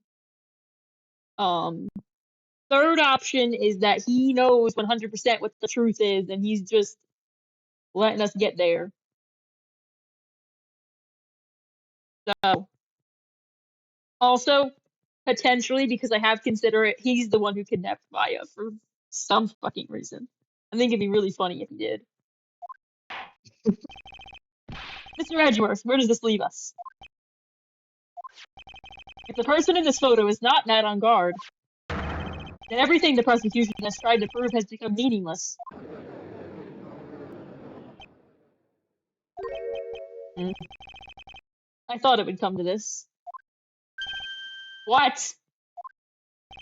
Right? I have something I want to ask you. I think you have proven that the person inside this costume is not Matt on guard. In that case, who is this a photo of? Who's the person wearing the Nickel Samurai costume?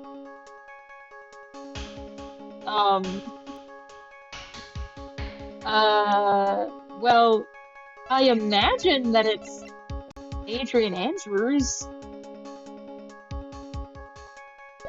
Unless it's not. The victim. Just kidding. It's Pearl. Just kidding. Don't stress out over this, Phoenix. It's very simple. What you should be focused on is Edward's attitude, don't you think? Yeah. Why is he so calm?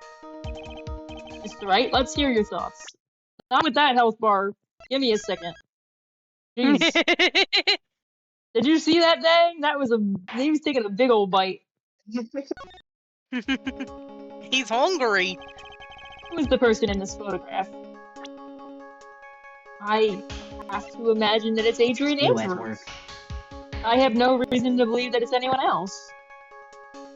He's the only one that would have access to the costume, and is alive, and is not the victim, and is even remotely relevant to the case. Adrian Andrews. If you want to know who that Nickel Samurai is, it is none other than this woman. And why would you say it would be Ms. Andrews? The world points you to her. For starters, she's short, and she can freely move in and out of Mr. Onguard's room. Finally, she had dinner with Mr. Onguard that night. And how does that all add up? It means that it makes it very easy for her to get a certain item. A certain knife with Mr. Onguard's fingerprints all over it. The knife that was used as a murder weapon. Why don't you just say what it is you want, right? I have to do this now. This is my last chance to turn things around. Yeah, Phoenix, I need a moment. It's time to feed Stanley before he decides that he's gonna starve forever. He's currently lounging on the couch like, it's my time has come. I'm never going to be fed again, so I might as well just be comfortable while I starve. Come on, onto the floor. Great, follow me up the stairs. Let's go. Can't just carry him up the stairs because then he won't get his exercise in.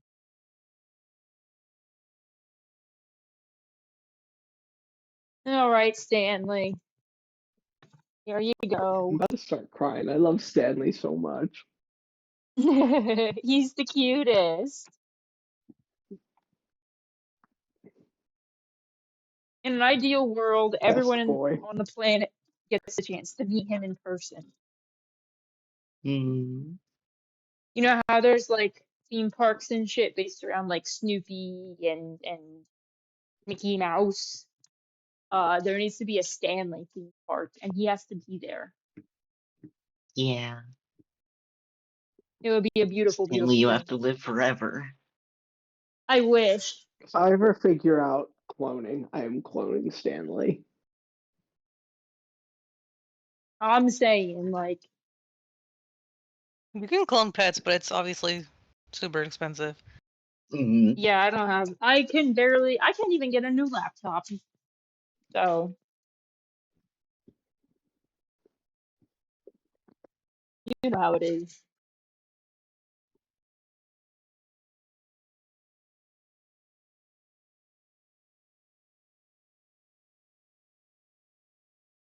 But yeah, he's my old man friend, and I wish that he could live forever. Mm. My weird little roommate. Oh, also, I'm gonna bring my laptop over to the kitchen, and I'm gonna make some cereal because I decided that I Are would cereal for dinner. champions. I had a really big breakfast, so I haven't been too hungry since.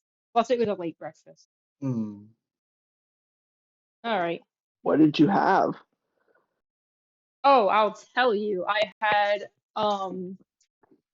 let's see. I made potatoes. I chopped them up real small and fried them on the Okay. stove. I made Sounds good. scrambled. Scrapple. Um, Oh my god, that's so.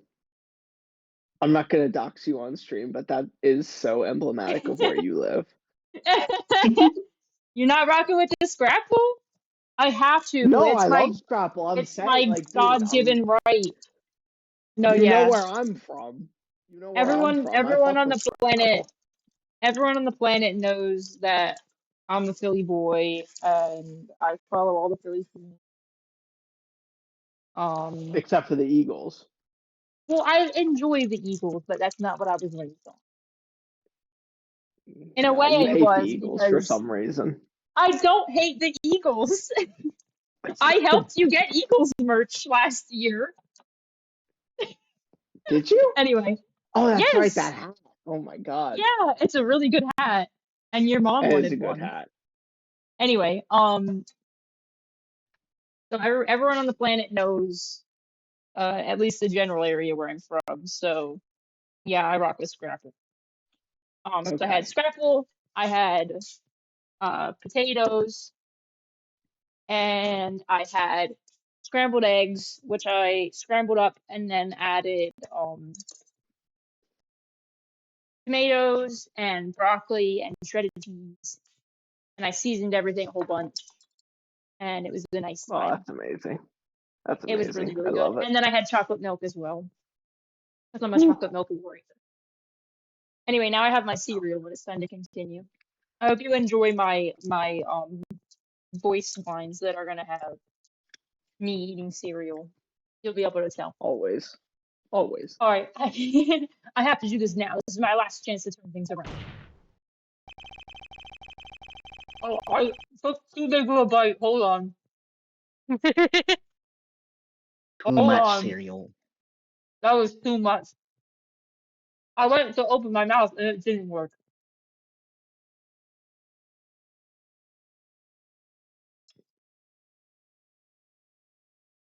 I have to be more strategic. One Oreo at a time. Okay. The defense motions to indict Ms. Adrian Andrews in the murder of Juan Carita. It was Ms. Andrews who tried to frame the defendant for the crime. Order, order, order! The all caps in this game are so funny. They did not need to use all caps in this game. It's awesome. It looks like this trial has hit a most unexpected development. Mr. Edgeworth. Yes, Your Honor. This court is issuing a subpoena for Ms. Adrian Andrews. A verdict cannot be passed without first hearing her testimony. Alright, this is it. This is kind of bad for us. Huh? What do you mean? If Adrian Andrews is summoned to court as a witness, it means that the trial will go on for another day. One more day? Ah! If I don't get a verdict today, then Maya. Now then, we shall set Ms. Andrews' testimony for tomorrow. What am I supposed to do? The judge is about to adjourn the court. I suppose I raise an objection. Well, I don't have much choice. Now then. Please, Your Honor, continue the trial. You must pass a verdict today. I can't do that. We cannot hear Ms. Andrews' testimony if she is not...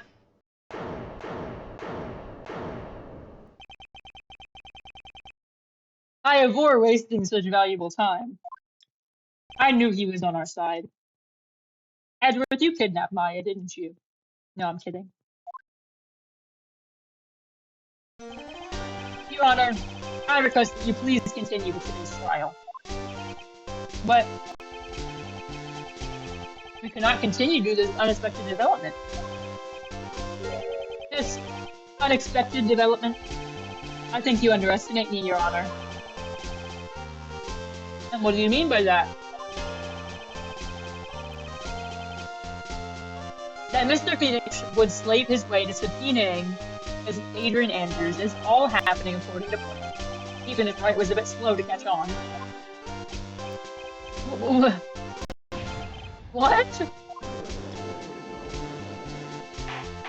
He already prepped a witness and everything. What is the meaning of your statement, Mr. Edgeworth? Miss Adrian Andrews is currently waiting in the prosecution lobby. He is the next witness. Everything was planned out in advance by that man? Somehow I knew there was no way Edgeworth could overlook Miss Andrews. Looks like this battle is far from over. Exactly. Very well. We will call the next witness. However, before we proceed, we shall take a 10-minute recess. Okay, yay. Please prepare your witness in that time, Mr. Edgeworth. The court will now take a 10-minute recess.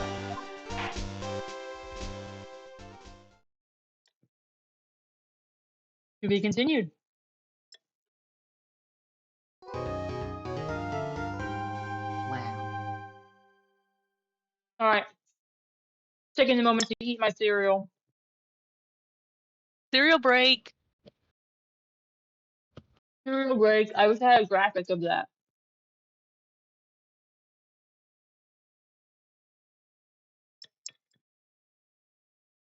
I was gonna say I need to eat cereal more often, but then I remembered I eat cereal like maybe a little bit too much. I found this really good cereal that I like a lot. And I like. No such thing as too much cereal. I always want this cereal. Like this morning when I woke up, I was like, I really want to make a really big breakfast because I haven't had the time and energy to make a big breakfast. And I was laying in bed and I was like, but that cereal though is so good. And it's like I had this cereal for 5 days in a row though. I will drop the name of the cereal. It's the Cheerios. It's the one. It's the Cheerios Oat Crunch. The flavor is oats and honey, and it's fantastic. So it's Cheerios, but it's got oats in it. And it's really good. Okay. All right. I'd say I might have to try that, but you got me craving Scrapple right now, so. You gotta go get some. I don't even know if they sell it around here, truthfully. They probably don't, I was gonna say. No. How do you like it? Do you like it like thin and crispy or like thick? I like it thin. To an extent. I mean, little bit big is okay, but I don't want that shit like wide. That's nasty. Yeah. Like that diner scrapple? No way. No. If I told you I want scrapple for breakfast, and you went to a diner and you bought scrapple and brought it home to me, I'd kill you. Jesus. Okay. Noted. And this is why Orion will be preparing scrapple for our vacation. They just have it at the grocery store. Cooking it. That's the thing too. Nate, have you ordered scrapple from a diner or like seen someone order it? I don't I'm trying to think because I don't think I would order it because I'm very particular about how I like it. Mm-hmm. So I probably wouldn't order it out, but I think I have seen it, and it's tends to be a little bit too thick for my liking.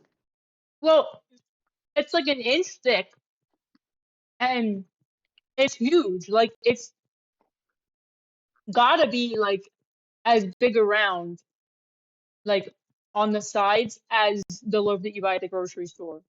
Like it's like they sliced it Oh, the wrong way, and it's huge,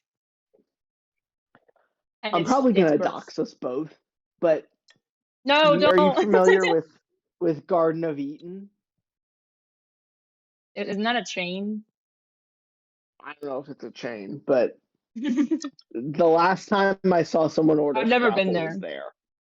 there. Really? Wait, no, I have been there. We went very close to Well, there last time we hung out. I know what you're talking about. it's pretty good, but the last time I was there, my grandfather ordered Scrapple. No, And it didn't look to my taste, so it's unappetizing. It looks foul.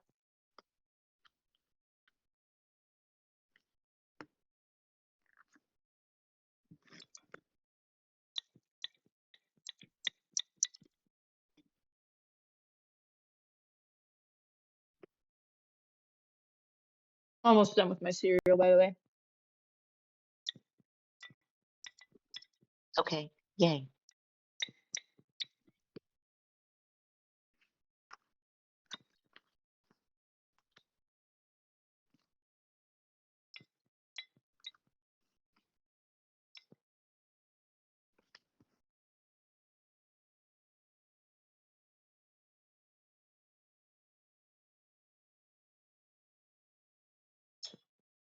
All right. So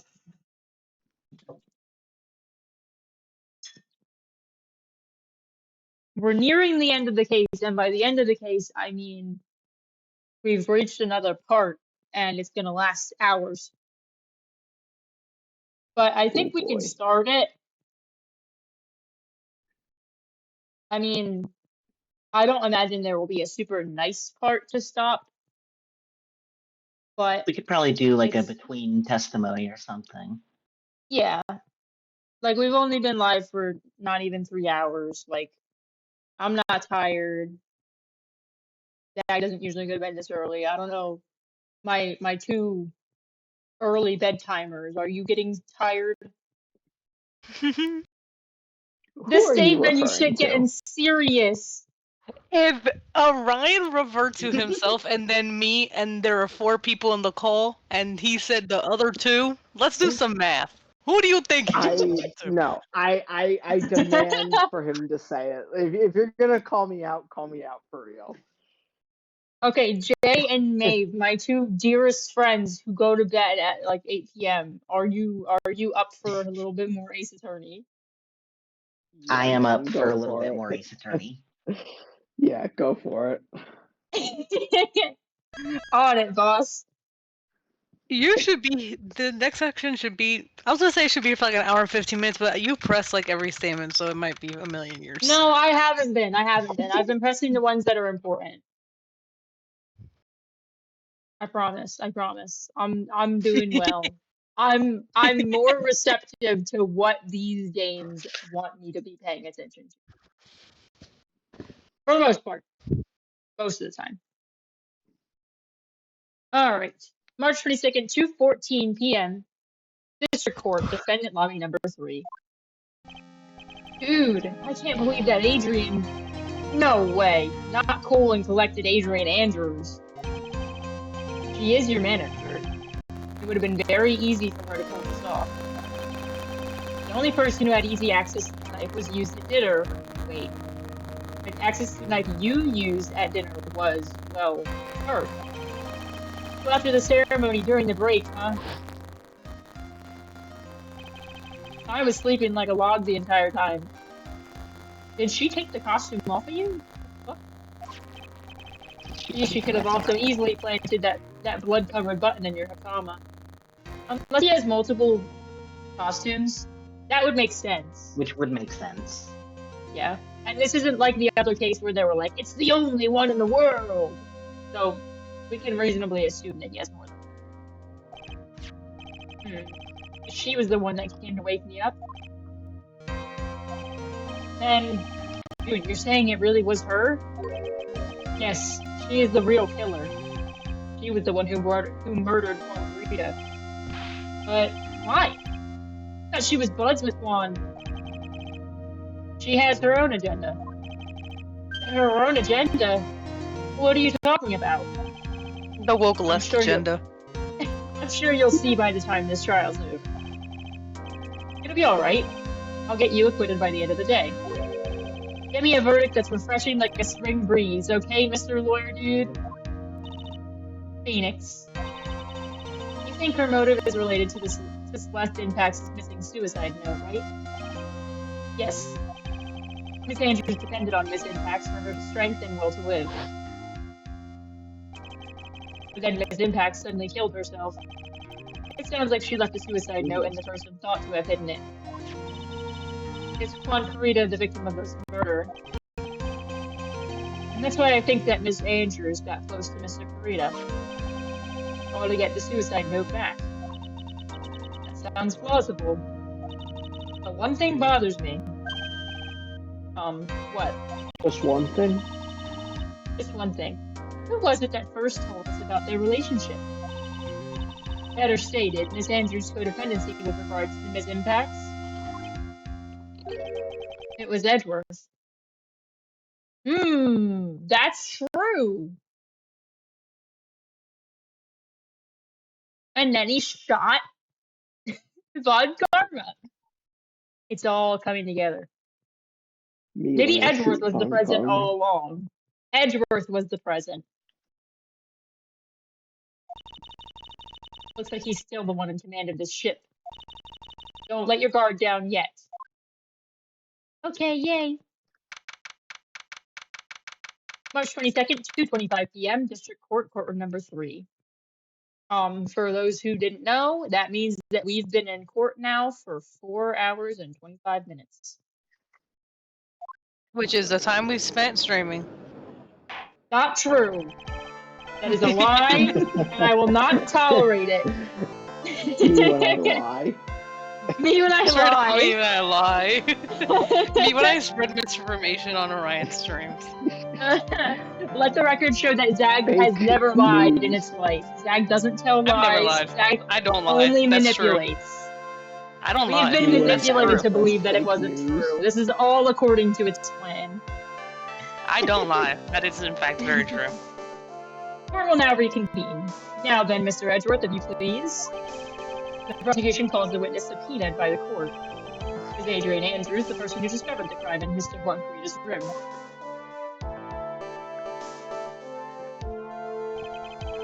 What is your occupation?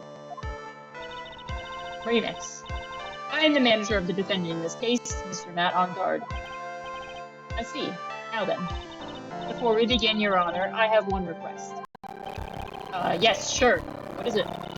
I'm sure everyone in this room is wondering the same thing, and would love to find out more about my relationship with the victim.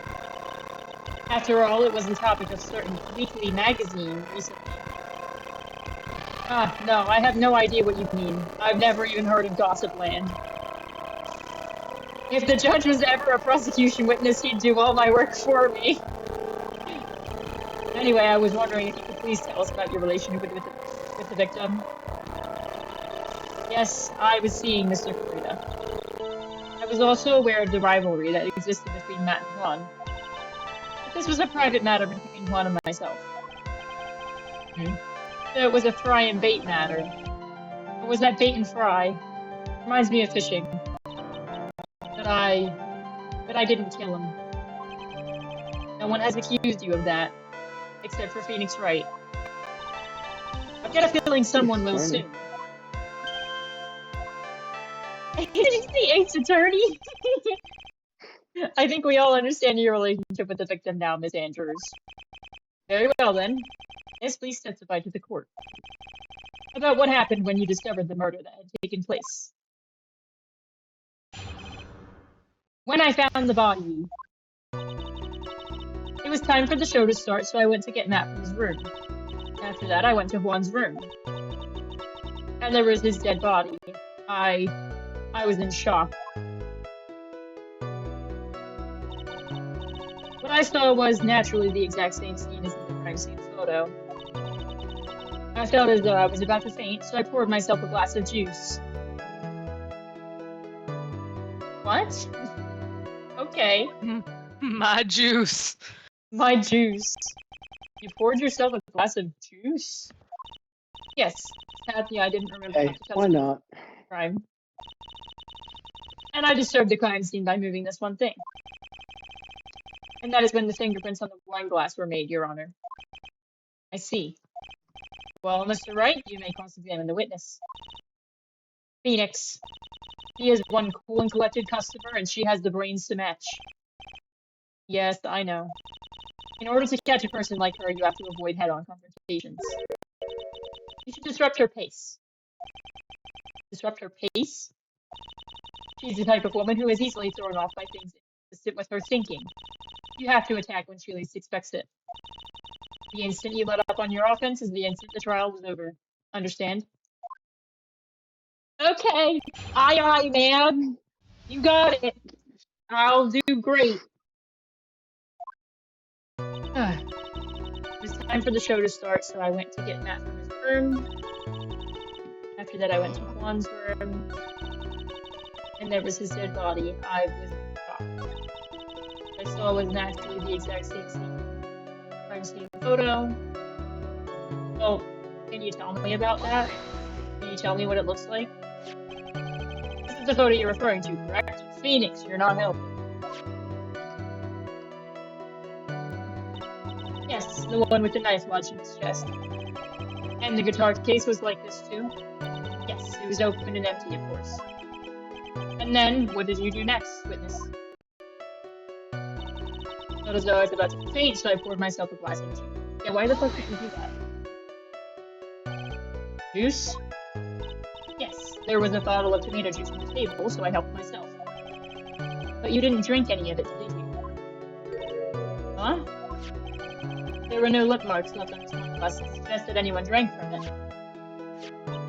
I wasn't feeling terribly great, so I set the glass down, without drinking it. Doesn't sound like there's any glaring contradictions in her testimony just now. I warned you earlier that she would not crack so easily. Way to make her is to keep on the offensive and not let up. The only way you're going to catch her is some very strong, decisive evidence. So they want me to just present something, like, right away? No. No? Okay. Went to get ground guard doing at the time. He was taking a nap. He was worn out from his mini performance at the Nickel Samurai during the ceremony. Mr. Ongard did say he was taking a nap. Then I guess you could say he could not have been taken out of his room, yes? Excuse me? It? What are you... Right, I thought years of school would have taught you how to construct a sentence. You know it hasn't. You can't make a sensible sentence with a subject, then I'll make one for you. Watch.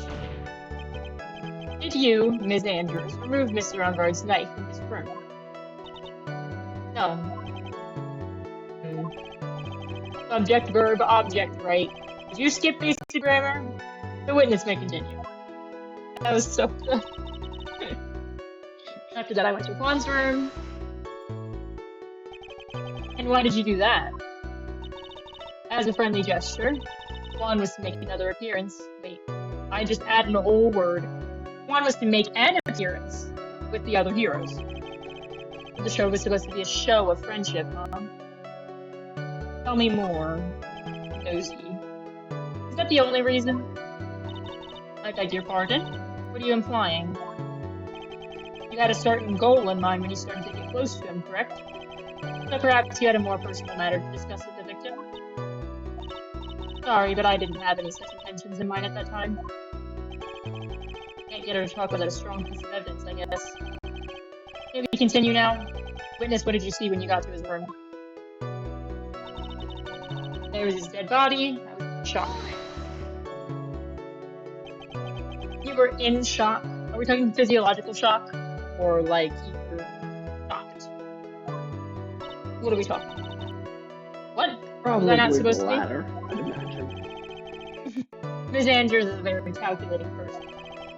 And despite how close they were, I guess she had a romantic feeling. Anyone randomly stumbling upon a dead body would be in shock. And you can't seriously expect that a young beauty like her would not be shocked. Somehow, I don't think beauty has anything to do with being shocked or not. I see. Ms. Andrews, I would like to confirm with you one more time. When you discovered the dead body of Juan Carrera, you were in great shock. And that's when you poured yourself a glass of juice, correct? And what of it? My mind really was a complete blank at the time. Your mind was a complete blank? I didn't think that was possible for you. Aren't you rude today? She said, aren't you a bitch? I was so dazed that I made one careless mistake. That one thing. What one thing? Never mind. No big deal. What she started to say just now.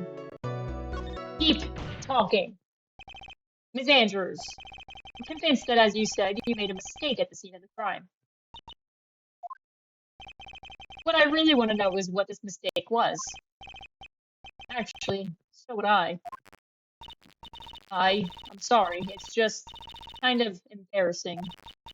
When I set the glass down on the dresser, I accidentally knocked the flower vase over.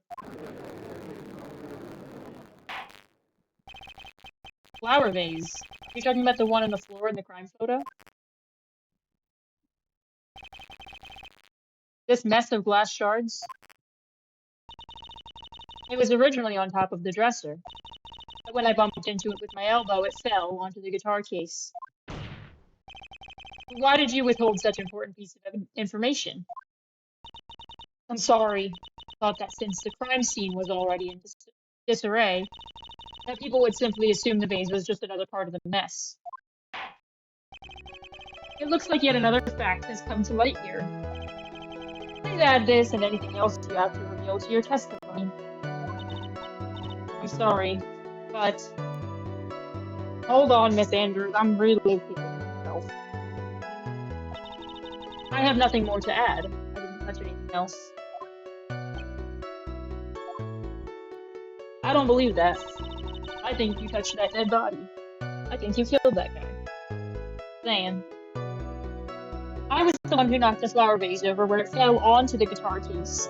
Now let me just say that in the photo, he stated that the guitar case was open when she got there. So if the vase fell onto the guitar case, there should be debris inside the guitar case. Just saying. This is an oversight on someone's part, and it's either her or someone else. Hit him with that contradiction. Yeah, what kind of flower vase was it? It was a glass vase, and it was fairly big and heavy. I thought I would try to take Juan's pulse. Wait, you also touched the body? I just said. So I set the glass I was holding down on the dresser. And that's when my elbow accidentally hit the vase. That's odd. I thought she was always in total control of herself. That's what she would like people to think. Always be mindful of the gap between the perception and the reality. Doesn't sound like there's any glaring contradictions in her testimony just now. I warned you earlier that she would not crack so easily. Okay, so obviously this new item is the one that's important.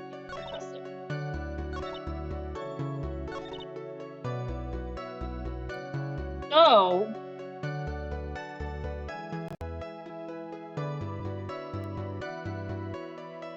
it fell onto the guitar case. The guitar case was open.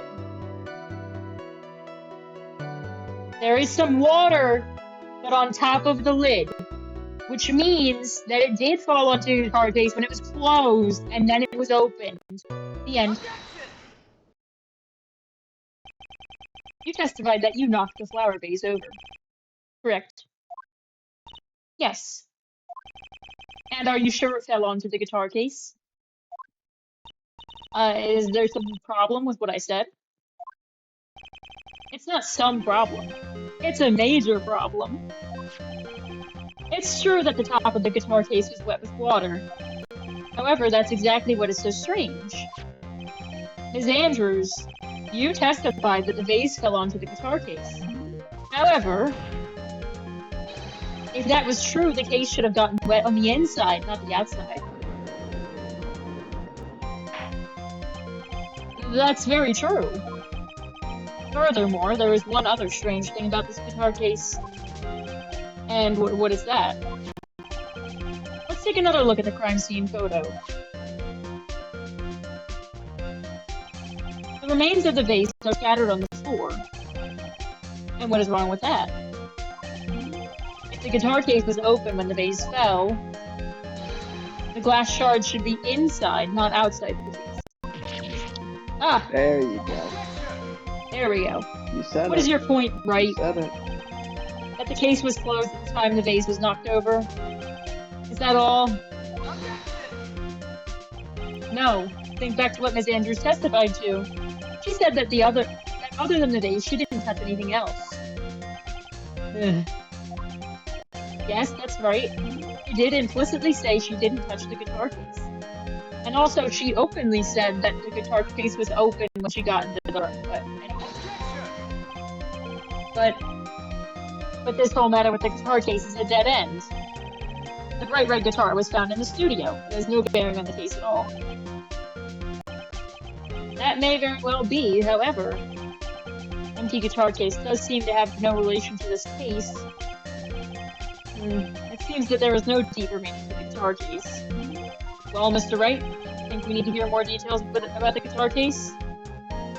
Yes, because if we stop the offensive, then we lose.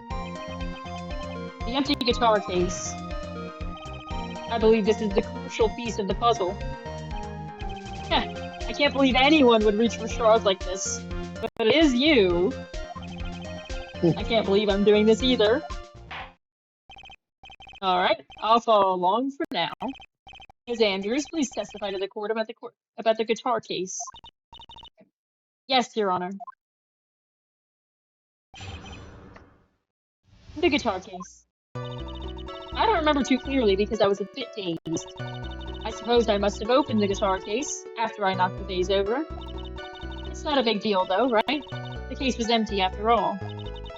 As for why I opened the case, even I don't know. That doesn't make any fucking sense. It looks like this really wasn't a very important point. This wastefulness is such a familiar feeling by now that it's almost comforting. You hear that, Phoenix? He said he missed you. Anyway, I'll just go ahead and start the cross-examination. Using anyway to change the topic. A convenient escape for a weak man! This is so funny! Why did he say that? Anyway is a way that you change topic. That's how words work. I'm obsessed. A convenient escape for a weak man. Haven't you heard? Words are an escape for any word. I don't remember too clearly because I was a bit dazed. I suppose I must have opened our case after I knocked the vase over. Not a big deal though, right? The case was empty after all. Was it though? Was it really empty? I was just wondering if maybe when you opened the case, the guitar was still inside. That's a guitar, Phoenix! You stupid bitch.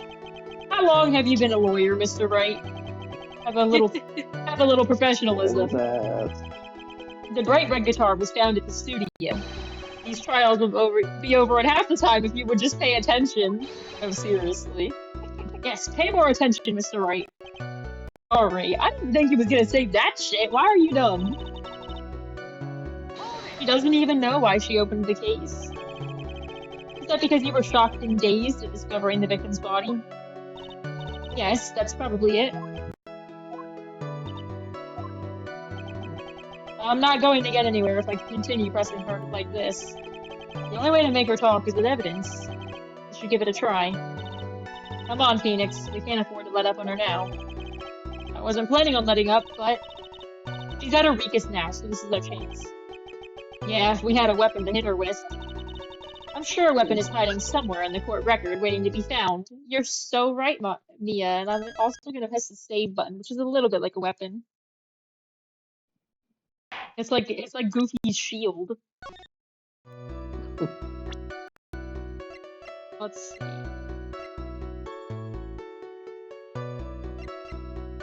She's saying she opened the guitar case, but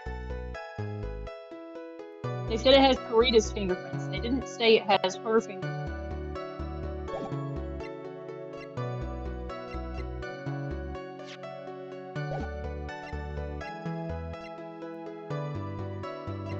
Oh, also, she was wearing that damn costume. Of course it wouldn't have fingerprints.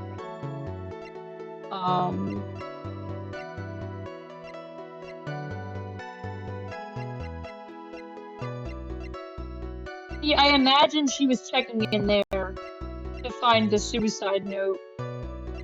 But I mean, I guess I could put the suicide case on the thing where she says, oh, I don't know why I opened it, but I don't know if that's gonna get in. But I'll try it.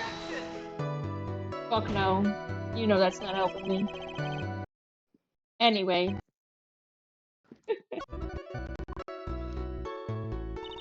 What else do I have?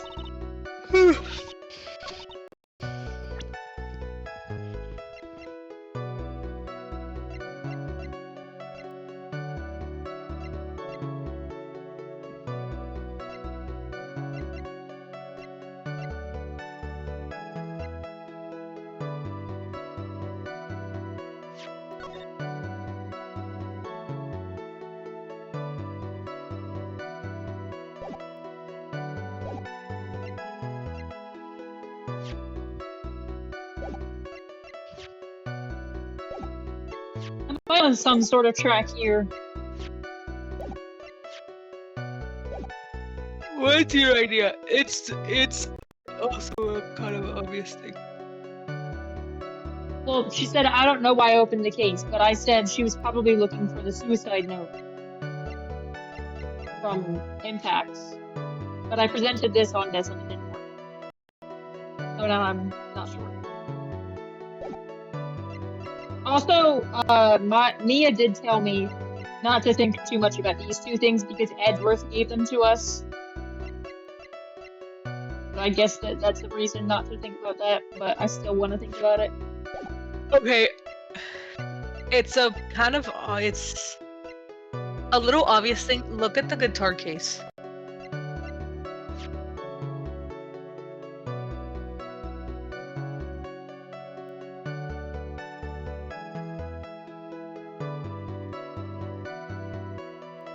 Oh, well. Yeah, I was saying the thing about the fingerprints. I was like, oh, well, she wouldn't have left fingerprints because of the costume. But then I remembered we're not supposed to really be thinking of that because she's testifying as if she went in by herself as herself. Also, look at the wine glass. And that has her fingerprints on it. So...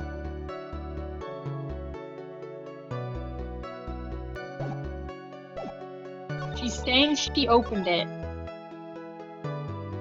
after she knocked the vase over, which was while she was putting the wine glass. So, would I present the... Yes, okay. There's no way you were the one who opened the guitar case. Why would you say that? It's elementary, my dear. Don't say that. You sound stupid. Phoenix. You're not even a detective or a PI or whatever the fuck. Oh my god, what is his name? Sherlock Holmes. Sherlock. You're a lawyer. It's Sherlock Sholmes. Sherlock Holmes. That's true. Because the only fingerprints on the guitar case are those of the victim. Ah. What is it, Ms. Andrews? You shouldn't assume that I must have left fingerprints just because I touched the case. What do you mean? What if I were to tell you that I was wearing gloves at the time? Gloves? But why would you be wearing gloves at the time? It was the night of the award ceremony, so of course I dressed up for the occasion. Yes, now I remember. So why do you leave fingerprints on other shit? Shh, I got it. I see. Oh, I knew Well, you got Mr. it, that's Wright? why I felt free to make this quirky comment. That's strange. You were wearing gloves? Isn't that a little strange? Why is that strange? You have something that would prove that I was not wearing gloves at the time? Yup. Right here. I have your proof right here. The wine glass. The wine glass? You left your fingerprints very clearly on this wine glass. Ah. Even if I took your gloves off when you poured your... Wait, even if you took your gloves off when you poured yourself this glass of juice, wouldn't you think it was just a little strange that you put your gloves back on just to open the guitar case? Ugh. Her glass is broken. She put on a... That's one of my favorite sprite sequences in this series. That was so good. Order, order, order. Looks like you hit the nail on the head this time. What do you mean? I believe that guitar case plays a very important role here. But it's just an empty case. I wonder if it really was empty, though. But the guitar, the bright red guitar, was at the studio. Phoenix, drop all of your presumptions. What was in the guitar case was not the bright red guitar. You don't mean it was a bright white guitar? Wait, that's not right either. I admit it would be unnatural for someone to do that. The witness was not wearing gloves, despite the fact that on the case... Your Honor, this is obviously the defense's usual misdirection tactic at work. Steer the court towards an unrelated topic and lull us all into this misguided... Oh, Your Honor, please recall that Ms. Andrews had testified that the vase fell onto the guitar case, which means that the case was closed and the crime took place. However, it is wide open in this photo of the crime scene. I am sure this guitar case has some relation to the murder. If you are so sure, Wright, then I'm sure you can somehow substantiate your outrageous claim, correct? Please, enlighten us as to why that guitar case has anything at all to do with this murder. Right after I press this button, Phoenix. Then you can go. Then you can say the line.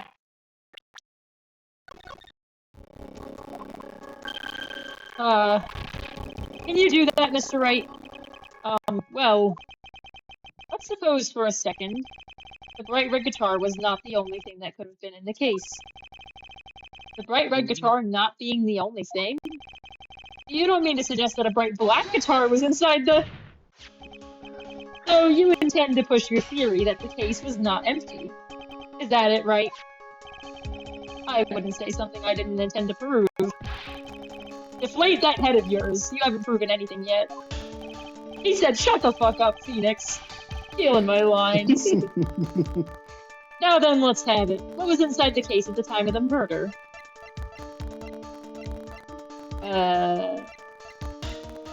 I mean, I imagine it wasn't Juan's autopsy. By John Lennon? No, not by John Lennon. I'm gonna present this. And why would something like that be inside a guitar case, let alone this one? I don't know, Miles. I'm scared. What did you He present? means physical item. Don't worry about it. I'm stupid. I presented the suicide thing again because I was like, well, maybe he'll think that I'm talking about the note, but he didn't. He was like, why would that be in there? I was like, I'm sorry.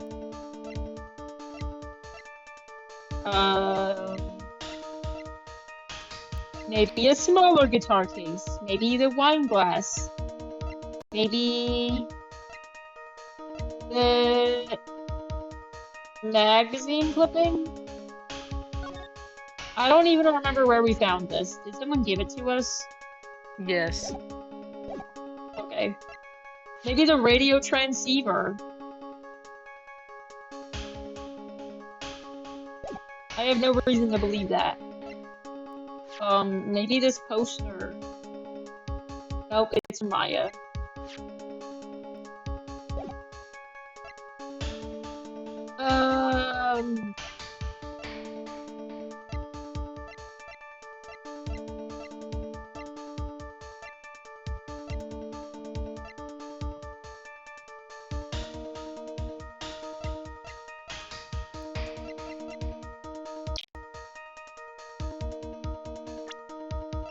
It was Juan Carita himself. He jumped right out of that guitar case. I'm like eliminating things. It's not the attorney's badge. It's not the Magasama. It's not the poster. It's not the conference ticket. It's not the camera. It's not the magazine clipping. It's not the guide map. It's not the guitar case. It's not the crime photo or anything after this point. So the only things that it could have possibly been are the wine glass and the radio transceiver.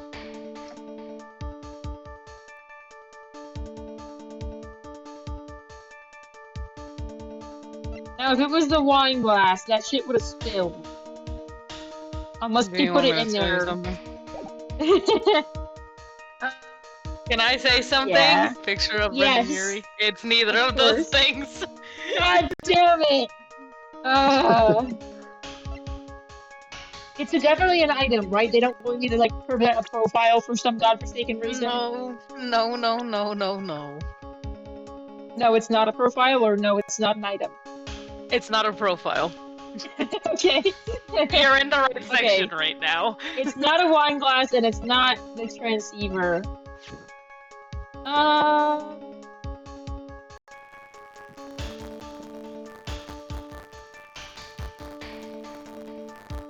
The camera was used to take a picture of her leaving the room dressed as the samurai, and the angle sucked ass.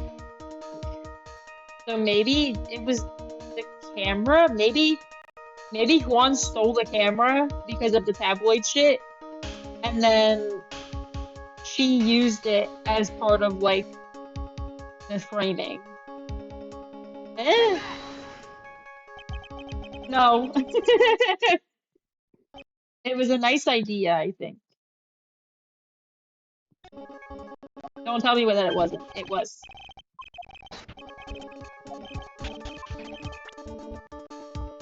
Okay. So...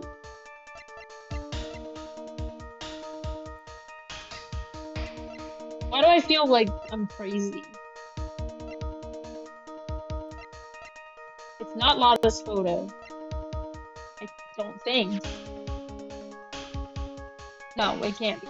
It's not Lada's photo. It's not the autopsy report. It's not the knife. It's not the button. It's not the crime photo. It's not the suicide note, because I was told not to look at those. It's not the wine glass. It's not the guitar case. It's not the camera. It's not the transceiver. It's not any of this shit. What the fuck?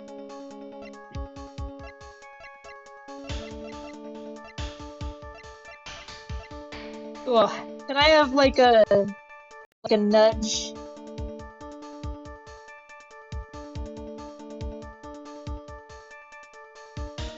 Remember earlier in the trial, we talked about Adrian Andrews leaving the room with something. Leaving the room with something. Leaving On Guard's room, or leaving Carita's room? Leaving with something. Well. And and I'll give you a little hint. Don't think about just things you can hold.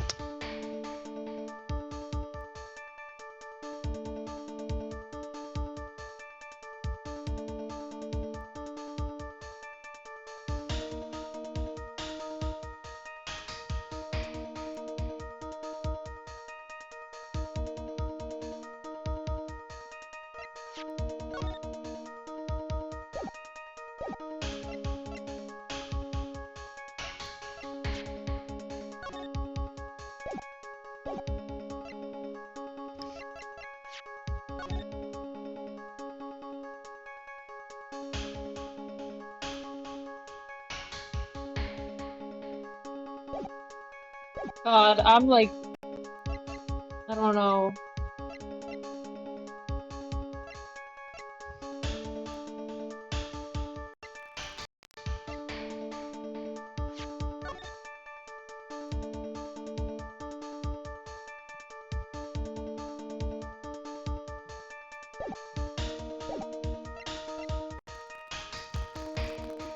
Leaving the room is something, but not necessarily something that you would do. Yeah. We literally just... It was the last thing we did before the thing ended.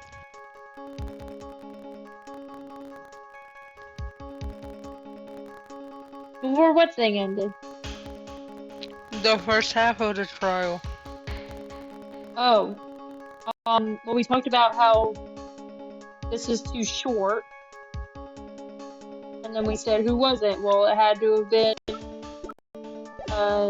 have been Adrian Andrews. And they were like, well, now we have to subpoena her.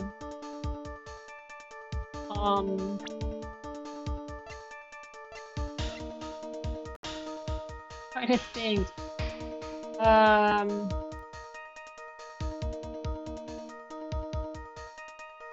She left with the button. Left the room with the button and then planted it on guard Takama.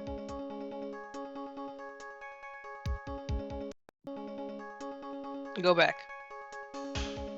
Go back. You? Anytime. No. Sure, that too. Remember at the very end of the trial, we claimed that Andrews left the room how? Andrews with left what? the room.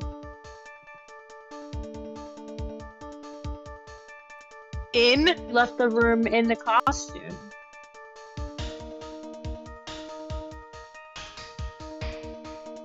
Correct. So, are you saying that there's a costume in the case? I'm not saying it, but... But why would there be a costume in the case? Gotta go somewhere. This is a photograph. Yes, but what is important is what is in this picture, Your Honor. In this picture. It doesn't take a genius. It doesn't take a genius to see what I mean. What I am proposing is... Inside the guitar case was the Nickel Samurai, the hero's very own costume. What? Edward is like, are you crazy? You crazy. Mr. Wright, explain yourself. Wright, are you saying that the witness opened the guitar case to take out a costume? What insane point would there be to doing something like that? That insane point would be to wear the costume, of course. Doesn't even say and. Ms. Andrews put it on to hide her identity so she could make her escape. After all, you couldn't let anyone see you leave, could you, Ms. Andrews? I refuse to accept your theory. Do you have anything to support such a preposterous idea? Fuck no. Just outside the door was an investigative reporter who was starving for a big scoop. And in the end, she managed to get this shot, correct? You mean this photo?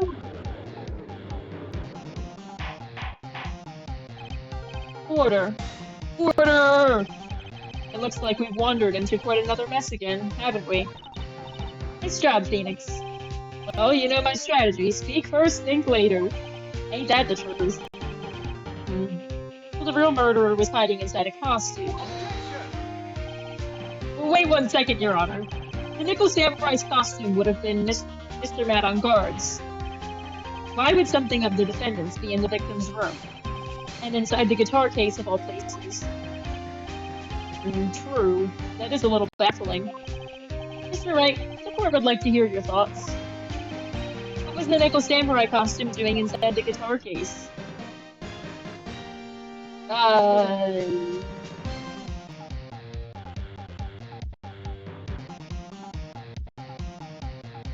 I don't think it would be stolen.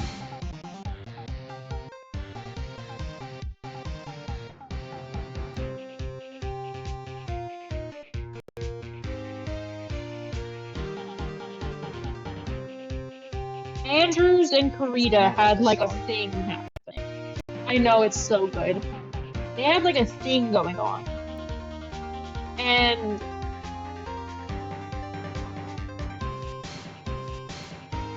if she had wanted, she could have put the costume in there as part of this plan. Like before they got on the trip.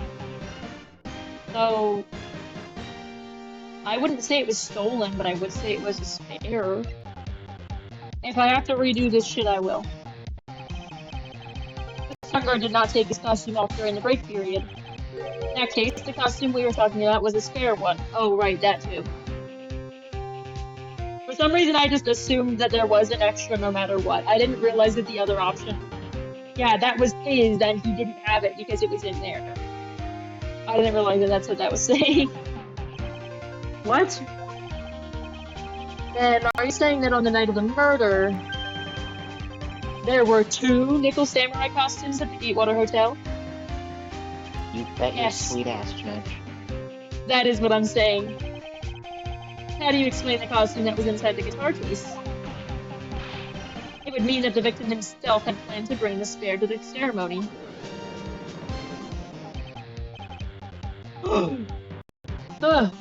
I'm cracking the case. Andrews and On Guard, neither of them did the facts to ask to do that, confession thing. So, maybe Karita brought that costume with him to then go out and pretend to be him on the stage and say whatever. Ay, ay, ay. The victim, Mr. Karita, was the Diamond Ninja. Why would he secretly bring the Nickel Samurai's spare costume with him?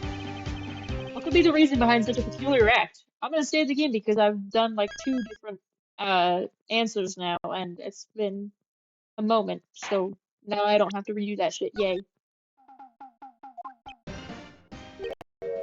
So that's what he intended. What are you mumbling to yourself about now? Have you just been rambling all this time without any sense of inner monologue? No, Wright, please explain yourself. Why do you think the victim had the Nickel Samurai's spare costume? Phoenix, are you sure you can explain this one? Think carefully before you answer. And then answer with gusto. I believe in you. Alright, this is what I think. The reason the victim brought the Nickel Samurai's spare costume to the hotel was the press conference. What is this? On the night of the murder, after the stage show, the Nickel Samurai was going to hold a special press conference. A press conference? Yes, the Nickel Samurai was supposed to confess something at the conference.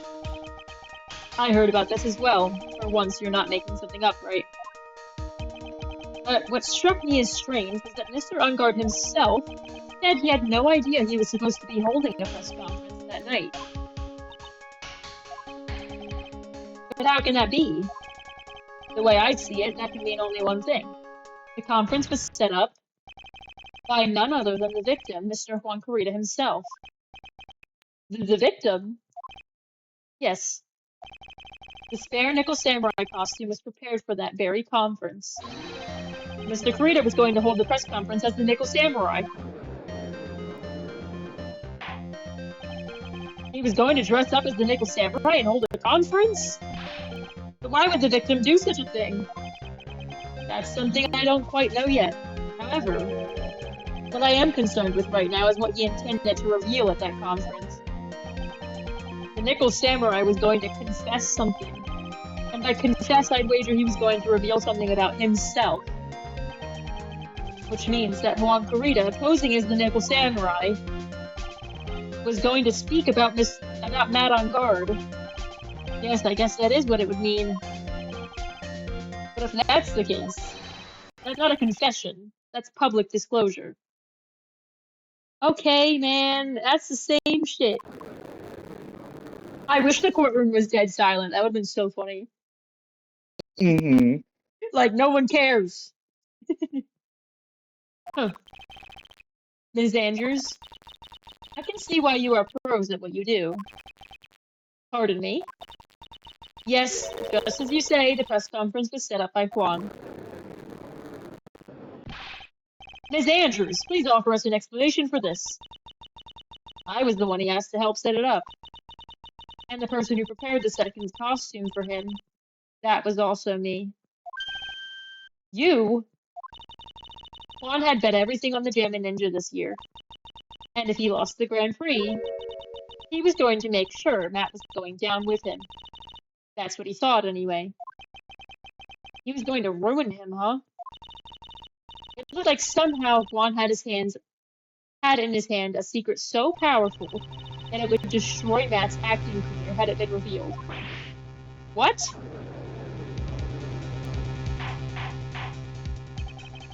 And do you know what the secret of Mr. Ungard's is, Miss Andrews? That's something only Juan knew. I don't know what it is. Ah, I see. I've probably been coming off quite suspicious to everyone. I just rubbed my hands together like some sort of freak. Did you get it, You know when you got it. Yes.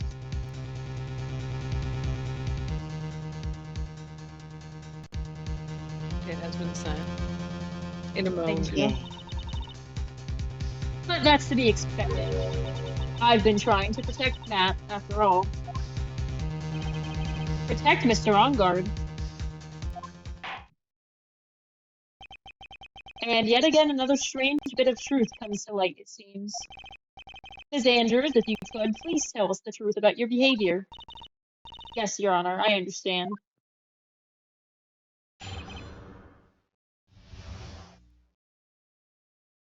Protecting Matt. I don't know how many testimonies there are I can tell left. you. Including this one, 3. Okay, maybe we save it for next time then.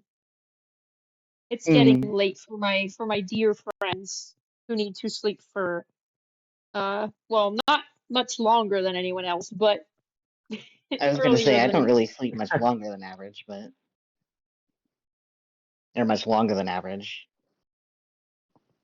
I sleep about 7.5 hours. Yeah. I'm making a Pokemon card deck, so don't worry about me. I'm good for now. But I'm working on the class for that lunch and learn that I'm hosting.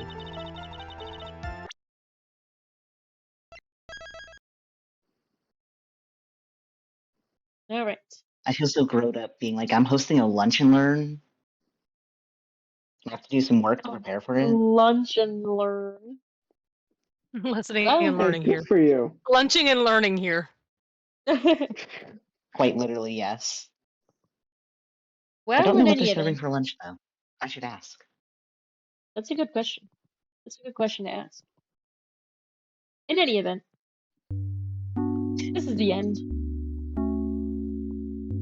Thank you for joining me on this fine evening. Nightbot and Zag and Jay. Miley is here to say this save menu shit getting serious.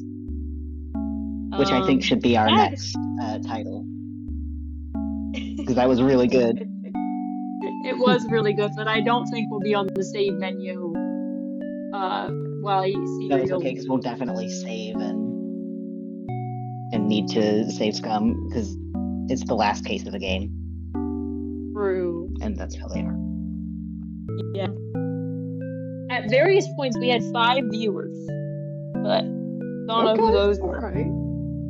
Shout out to the 5 viewers. Currently, we have 2, but at some point we have. One of them's me. One of them's me. One of them's me. Although you know how Twitch is, it could honestly be anyone. Well, now it says 3. Yeah. It might have counted me just now.